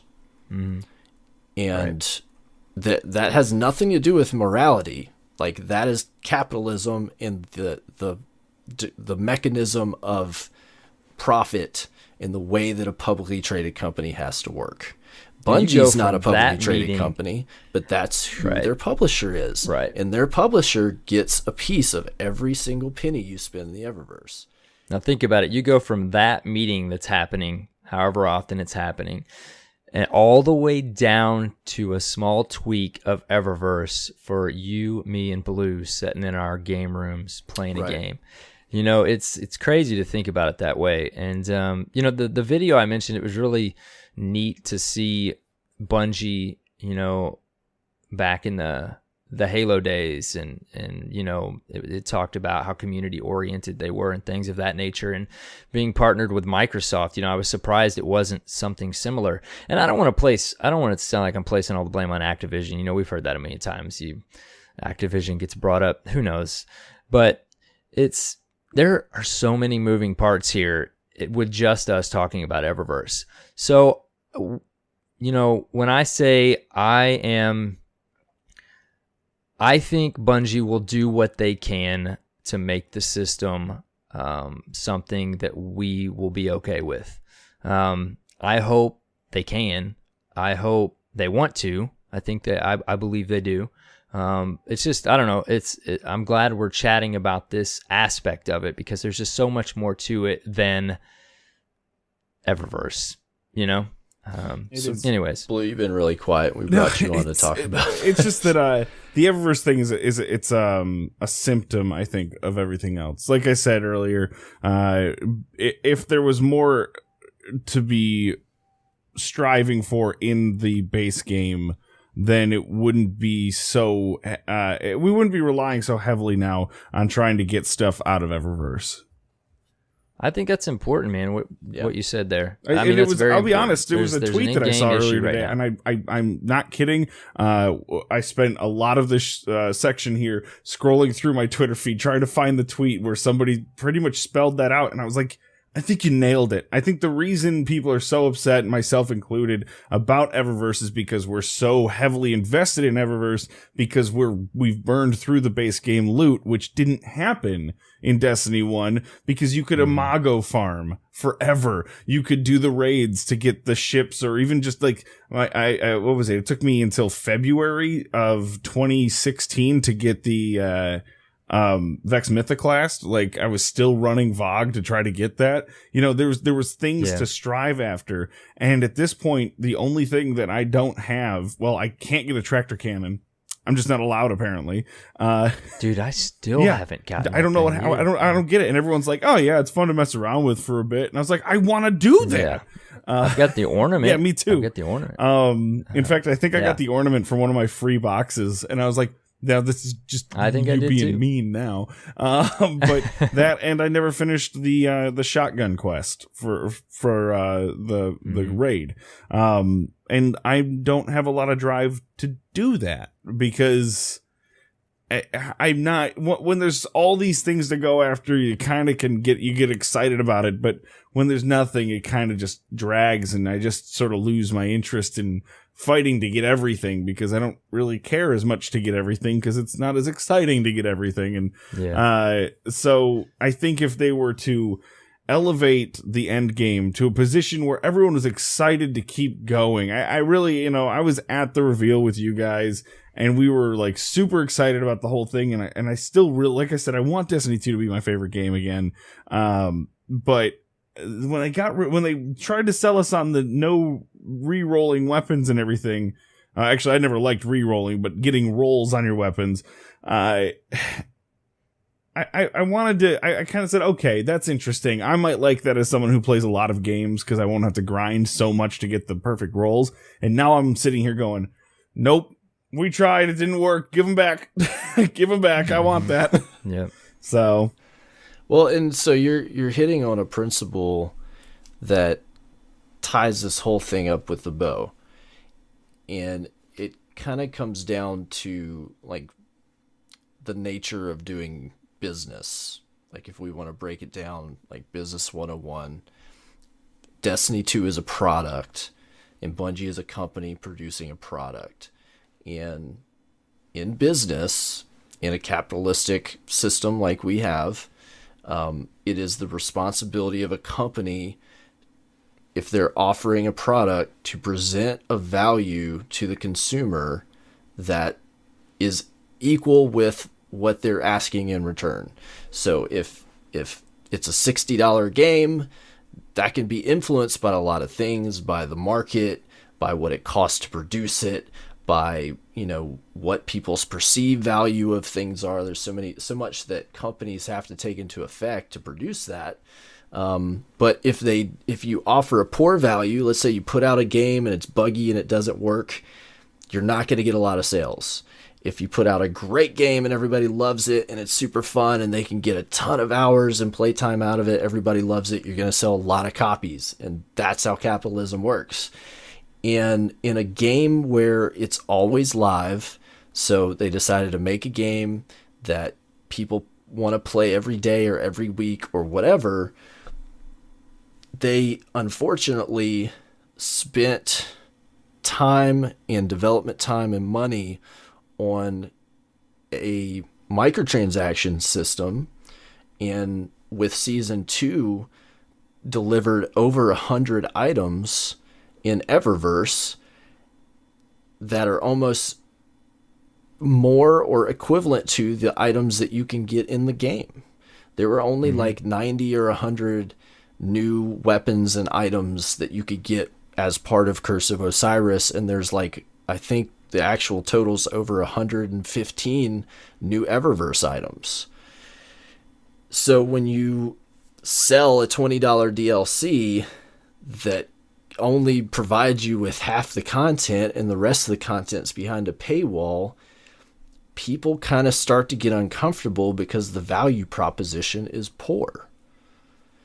And that's why this kind of storm of a DLC that people have mixed feelings about, but then it's slapped with new microtransaction stuff, and then you dump the Dawning on top of that, and people start to feel like they're getting a poor value for their money, and that they were sold something that's delivering less value than what they were expected or what they perceive they should receive. And there's players like you, Arrow, that like the Eververse isn't enticing for you. And that's we fine. talked about that way back in the day. From Destiny yeah, I mean, 1. that's always kind of been the case for you. And I'm sure that there's a lot of players that probably feel the same way. And that's because you play the game a little differently, you know, and you always kind of have. But then there's players like me or even Blue that have always been like really into collecting everything. And that's what makes the game exciting in some ways. And so the value for me as a player is instantly diminished when half the stuff I can't even get without either hoping for a roll or throwing down extra money when I just gave you $20, you know, like, like, dang, man, like, can't you dump some of that into this game instead of, you know, making a bunch of stuff to sell to me? And that's kind of how I felt, and that's why I got really sour once Season 2 started about the Eververse, is because, unfortunately, they didn't deliver enough value. And that's where they're going to have to look really hard at the way they've structured this game to revolve around the Eververse when they're putting so much into it. I don't want to, like, sit here and argue about, you know, how much should go into a DLC. I think it was okay for $20, but then when I see how they spent their time on Eververse stuff, it's like, man, why can't I have some of that in the game? You know, why can't I, just like you said, I mean, I think there's just too much in there. And a lot of the game just really revolves around that. And so it's up to them as a company to provide more value for the player in the software they purchase, and balance that such that, you know, people don't feel chafed when they ask you to open your wallet again. Because in Destiny 1, I just felt like it was more straightforward, you know? The stuff that they sold was more lanyap. Skull mask. Yeah, I mean, you know, I got salty about that, but that kind of goes down more to a loot box syndrome than anything. Right. But that's not going anywhere because it's too profitable. Right. And that's why, I don't know, we could go down this rabbit hole so far, but we don't have to get into the semantics of how loot boxes work and et cetera. But I don't think that they're going to do anything else but perhaps adjust what items and how many items are going into the Eververse. I personally think that is the most that we will see change in this system. Just me thinking realistically about what they can do. If it's substantial, that would be nice. You know, people are saying they want quests for such and such. I mean, that's going to take some development time. So realistically, they're going to, you know, say, all right, these 10 ships that are lore based, yeah, we're throwing those as strike rewards.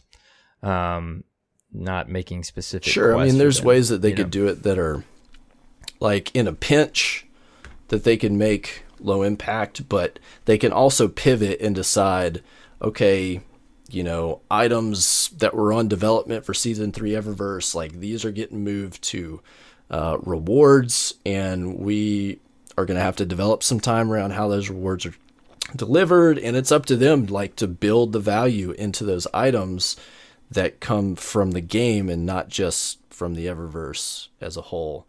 And they, you know, they're not bad at that. Like, they're good at creating interesting ways to reward their players when they make a point to do it. You know what I mean? They don't always hit it on the first go, but another thing I thought about this week, Blue, you were talking about, we instantly go back and start talking about things that we grinded for in Destiny 1 and how long it took to get it. I tweeted out my video way back on my YouTube channel this week of getting Fatebringer like a week before House of Wolves came out.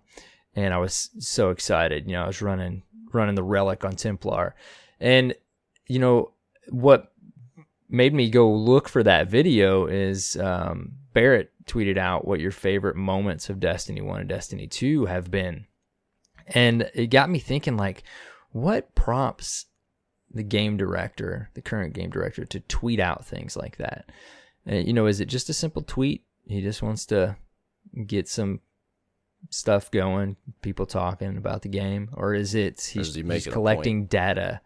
Yeah, and it's, stuff like that. Yeah, I was thinking about that this week. It's just interesting because, sometimes they'll tweet stuff and it's almost cringeworthy because it's like, okay, there's a lot of people that really want you to. Yeah, it's like, you really probably should like tweet about something else right now. But, but it's like that, tweets like that. It's like, okay, is he like taking that to a meeting or something and trying to prove a point? Like what exactly is the goal there? Or is it just a tweet? That's a good point. He just wants to know, Anyways, we could go off for 3 hours about all this. Yeah. Blue, what do you think? What do you think if it was up to you that you would do with Eververse? In a game like this, I'd get rid of it. And I know that seems like a really bad answer because it's so easy to, it's just not a good answer because they're not going to get rid of it, yada, yada, yada.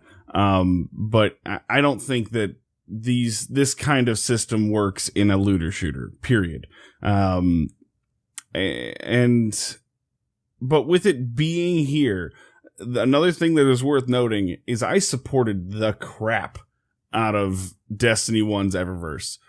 In fact, I defended it strongly. I thought that it added value to people who wanted to buy into it without hurting the game itself, without hurting the people that were around the people using Eververse, not to their advantage, but to improve their personal experience. My favorite set of armor in Destiny 1 was the Age of Triumph Titan armor. I loved it. And so in Destiny 1, they kind of did a good job with it. It didn't bother me, but at the same time, that armor set cost me $80. I've never been quiet about that. That's a lot of money for an armor set. I really liked it. I bought into that whole notion of supporting the live team. That's what I was just gonna say, man, is the way that they presented it in Destiny 1. I mean, we got to keep things objective and criticize a bit. The way they presented it was that we were funding future events. And when you and they came through on a fair amount of that stuff. We got SRL, we got the Dawning, we got Crimson Days, we got the April update that was free. We got all the strike scoring. Then you take where we're at now, and we're needing the end game more so than ever. It's like, okay, what is Eververse doing? It's front and center. Like when you used to spawn in, it was still in front of you, but it was over. In Destiny 1, it was over to the left over there. When you spawned in at the Reef, it was just a little kiosk. Same with at the Iron Temple. When you spawn in to the tower now, the first thing you see in front of you is Eververse. It is clearly placed to be the first thing you see. And it just sort of seems like they're trying to push you into Eververse, which, I mean, obviously they are. They want to make money. I'm laughing. I'm laughing right now because can you imagine if there was like a grand like Oh my staircase with like all kinds of decorations leading up to You tests? had to walk through it to get to everywhere Oh, else. no. You know, Oh, it's in the man. hangar when you get off your ship. They're like, Yeah. Oh my goodness. it could be a lot more atrocious. But I'm just you just made me think about that. I didn't never really think about it. You could see it at the moment of spawning in Yeah. Blue, but I had to take it even just thinking further in comical sense. Like, man, that would just be crazy entertaining. anyways, Anyways, it's tough not to get into conspiracy. You know, everybody has theories on Bungie's relationship with Activision.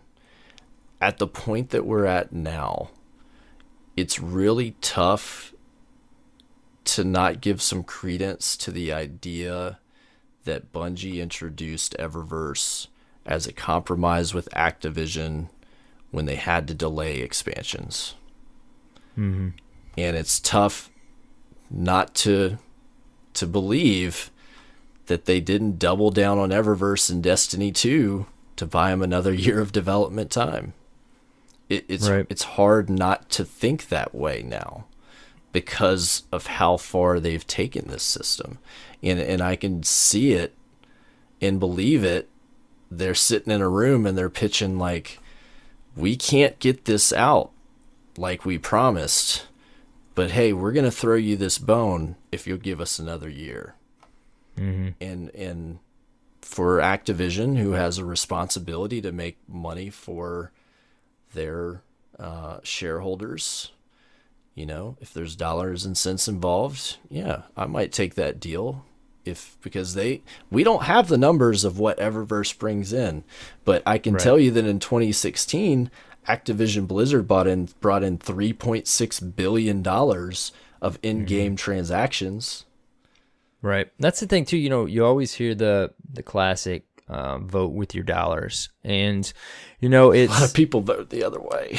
I know, right? And it's the thing is you know, yeah, I think it's very important that you know Bungie has been doing it tenfold since the State of Destiny 2 post. You know, it's very important that they build their rapport back up with their community and their fans, and all the while, you know, it's a business, and we don't know what's going on behind the scenes. And you know, if they're going, however it's being presented, however much involved, you know, Bungie is, like you said, you know, Eververse was this, Eververse was that. You know, if they're going into a meeting and saying, "Listen, this isn't paying off. The fans aren't happy. They're not playing the game. There's only this many people playing at this given time. There's, you know, this, that, all these facts." And then they just throw down a piece of paper that shows how much money was spent on Eververse and that it was profitable. So I mean, that's hard to make an argument. Yeah. Yeah. And I actually, it's tough to like cite things that are not like factual journalism, but I actually ran across a post on a forum, and an individual was recounting that he had a friend that used to work for Activision and left for another opportunity, and he actually, you know, made it a point to interview and discuss with him microtransactions. And this individual's statements were that it is shockingly I guess let me rephrase because I don't have it in front of me. It was shocking how few people it took to make microtransaction systems profitable. Mm-hmm. And I'm sure most people are aware of like the whole white whale aspect of microtransactions, but the guy kind of broke down numbers and said like, look, you know, for as many people, you know, quote unquote, don't buy it and vote with their wallet, like it only takes like 1 to 5% of the players to actually vote with, you know, the other way to make it insanely profitable. And so, you know, whether you're spending money or not, the fact that we allow it to be in the game and play the game with it in there, it's doing its job. and it's going to continue to. And unfortunately, like, consumers as a whole, I feel, have totally lost the war against microtransactions, and we're just going to have to deal with the fallout. I think that war was fought and won 5 to 10 years ago, and now we got to deal with the BS. Because I think the second we let them in, and now they're just taking every opportunity, and unfortunately, like, that presents poor value for consumers, in my opinion. But that's Yep. you know, I'm trying to be like realistic about, you know, this is what we get in this age of But gaming. not entirely. It depends on the games, you know. It's come up a lot, like, well, this is the way it is. Absolutely. But then I sit back and I go, well, there's, you know, a ton of Game of the Year contenders and really highly touted games and stuff. Neo, Horizon Zero Dawn, Nier Automata, all these games were very well received and very well liked and had 0 microtransactions. So, you know, it's kind of worth noting that not every game needs them, you know, relies on them or pushes them. They just don't exist. And so, and maybe they exist in those games, think but I haven't found them. So I think that there are examples of companies that have implemented microtransactions successfully with perceived high value to consumers. There's examples right now. I think Warframe is, for whatever the game is, I think it is a awesome model of doing business, and I'm excited that it is a proof of concept, because we could see more of that, and I think that presents a unique way for people to play games. I think, you know, systems like Fortnite and Overwatch and other types of games that have similar systems have been able to balance what they're trying to do.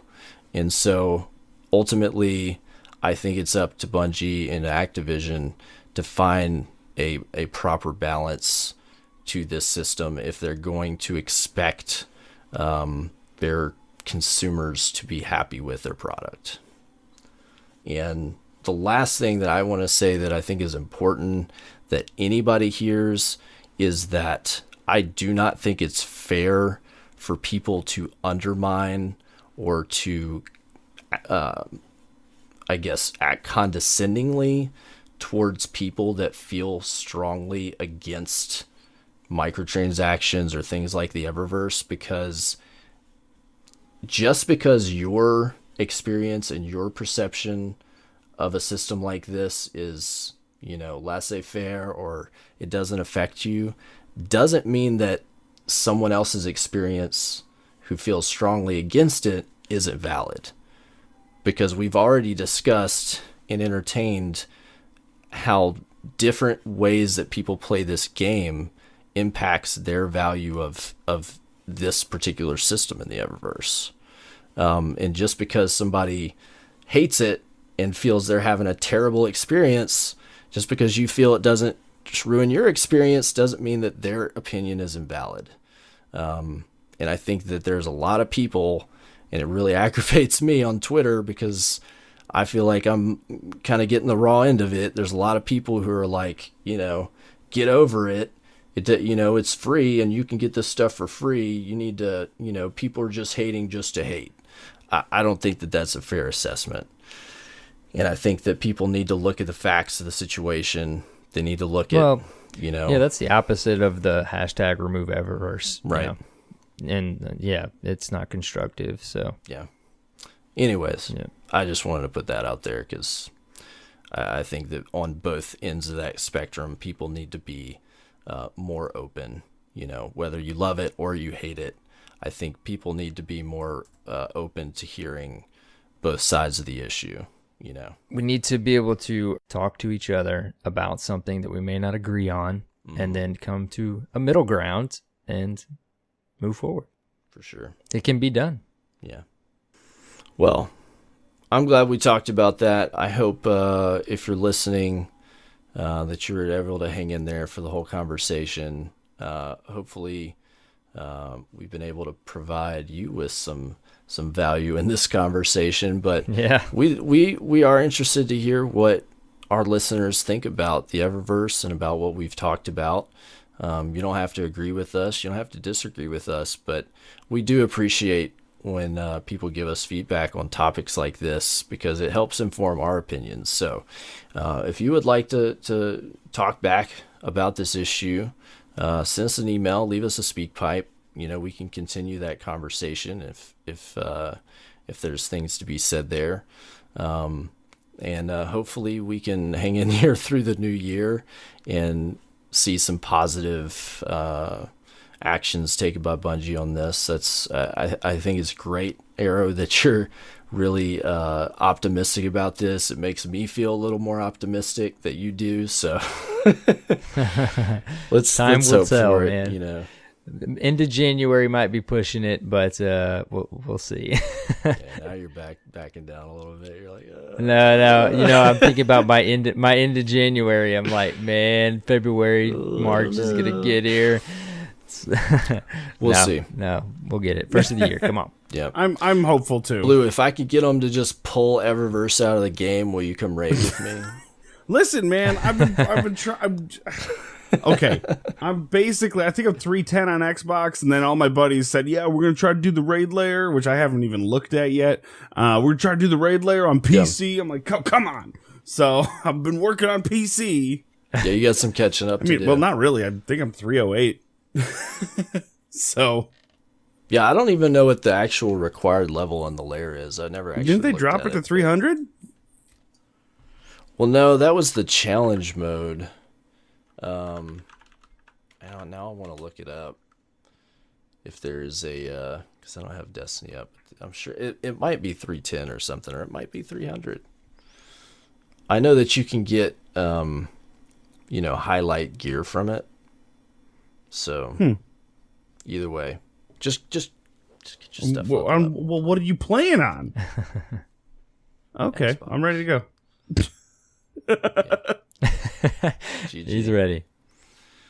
All right, but thanks for joining us, man. Absolutely. Yeah, dude, thanks. That's a good conversation. I wanted to just say how awesome it is that you are resolving to do something to improve your life.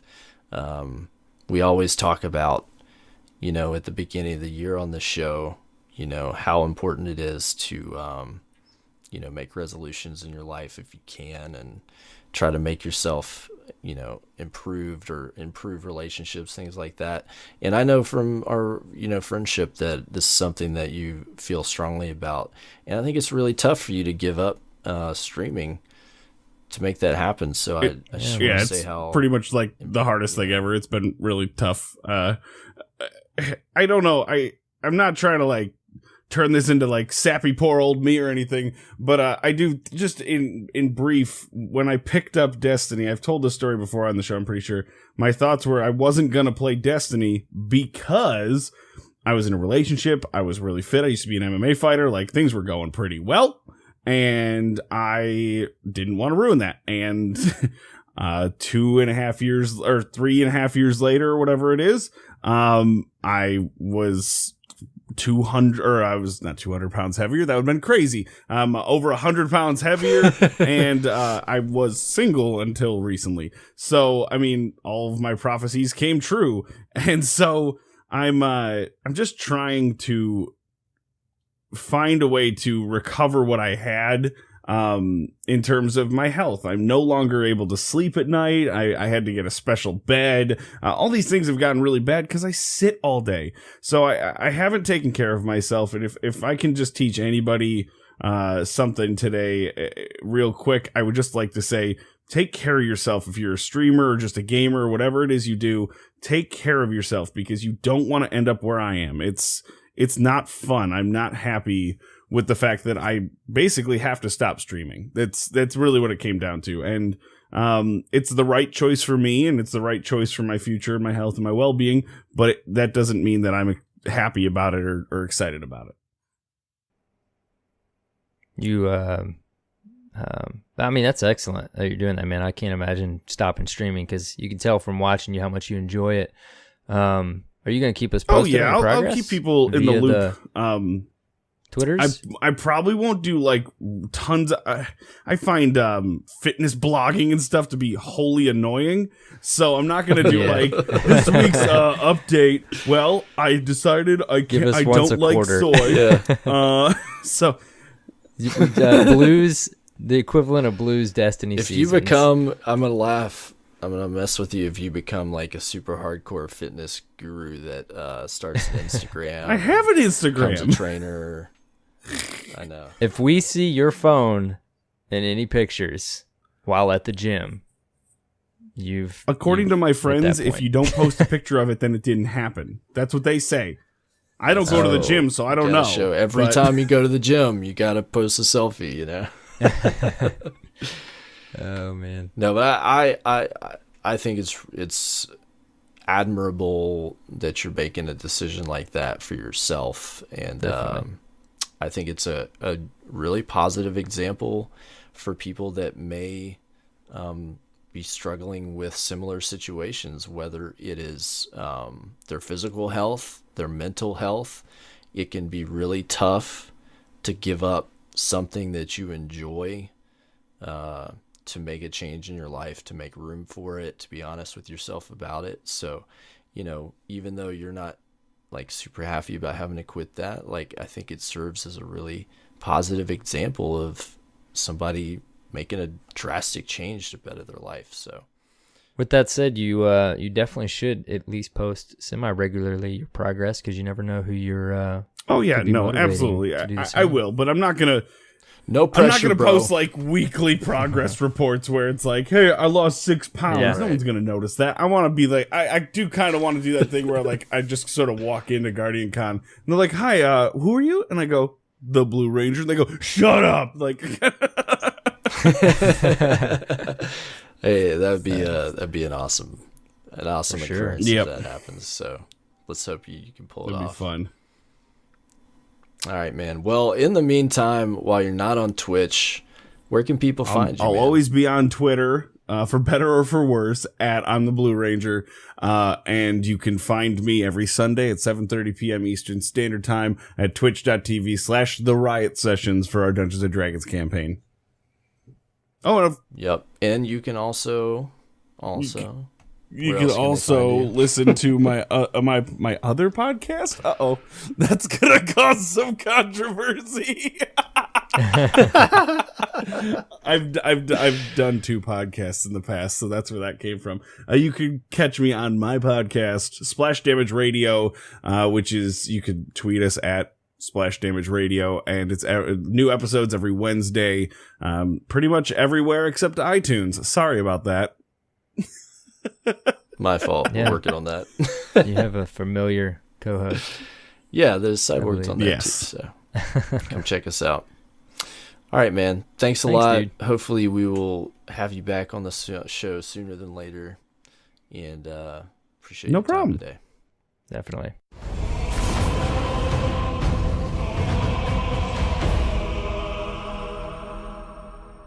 All right, man. Well, that was a long but much needed discussion. Yes. You guys enjoyed it. And We told you it was coming. Yep. Sorry. Gotta take it. We got a little piece of Dirt Fam discourse, a little Easter egg here real quick. Let's yeah, we definitely got to take a listen to this. Alexa, ask Ghost to ban Davis. I'm not sure what went wrong. Burning Wing, thank you so much for that short and sweet speak pipe. Of course, there's a Dirt Fam story behind this. The old hashtag ban Davis. Davis is a guardian in the Dirt Fam, and also an ambassador of the Dirt Fam. I myself have never been a supporter or in any way supported the ban Davis, just so that's known. And Davis knows this. It's a running joke in the community. Yes, it's a running joke. He even has hashtag ban Davis, I think, on his Twitter profile. Yeah. Yeah. Very funny, though. Got to include the Alexa ghost. Absolutely. Hey, Which- by the way, did you get yours to work? Yeah, speaking of, I did get it to work, and I appreciate everybody that reached out, was trying to help me out. The culprit was, and I don't even know how I figured this out, but my Alexa was signed in on my wife's profile and not mine. Oh, So I had to do That'll this do it. thing where I said, switch profiles, and it swapped to my profile, and then everything worked fine. nice. So I Cool. got the Ghost, I got it set up, so I can talk. I can be like, Alexa, ask Ghost to tell me about the Cabal.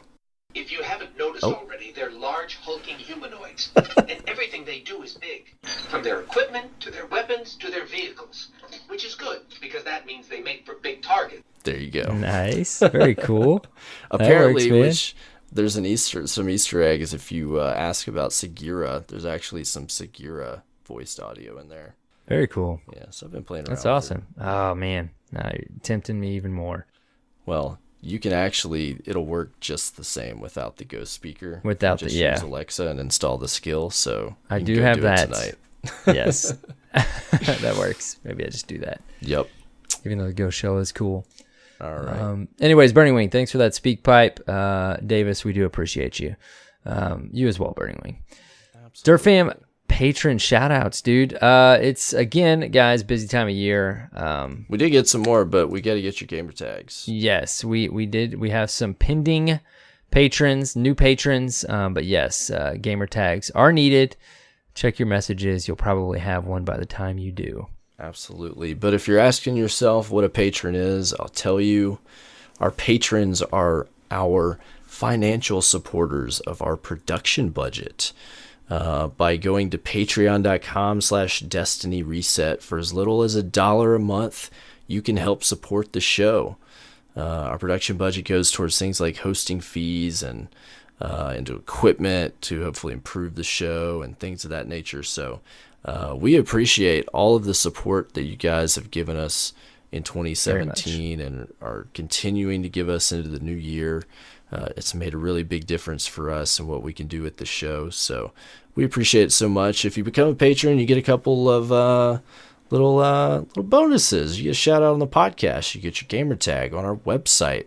And you also get access to our exclusive patrons-only Discord channel, where you get to talk to us about kind of the behind the scenes of the show and offer us feedback and get to ask us whatever question you want. So if you want to do that, again, go to patreon.com/Destiny Reset. We very much appreciate it. Yes, sir. All right, Well, dude. it's a long one. So long. Where can people find you? You can find me on Twitter at @TheArrowKnight and on Twitch and YouTube, it's Arrow Knight. What about you, buddy? Perfect. I am at CyborgSasquatch on Twitter and Twitch. And then finally, we are at Destiny Reset on Twitter. You can also find us on the World Wide Web at www.destinyresetpodcast.com. That's your source for all things DRP. There's links to everything, including our Discord, our exclusive community for the Derp Fam, where you can come and find awesome Guardians to chat and hang out with and play with. Come join it. If you haven't already, that's discord.gg/Destiny Reset. Yes. And guys, this week, no new iTunes reviews. Busy time of year. But for 2018, go leave us a review. Please, por favor. It helps us get seen by more listeners and Destiny players and people that can get involved in the community and experience this wonderful place to hang out and play Destiny. So anyways, 2018, maybe even if it's, got a little constructive feedback, we very much appreciate it. Leave us that review. Absolutely. All right, man. Great discussions this episode. Absolutely, man. Can't wait for our next episode in 2018. Yeah, it's we're still in the past, so we got a few days. All right, man. Until next week, have fun playing Destiny 2, and take care, Guardians.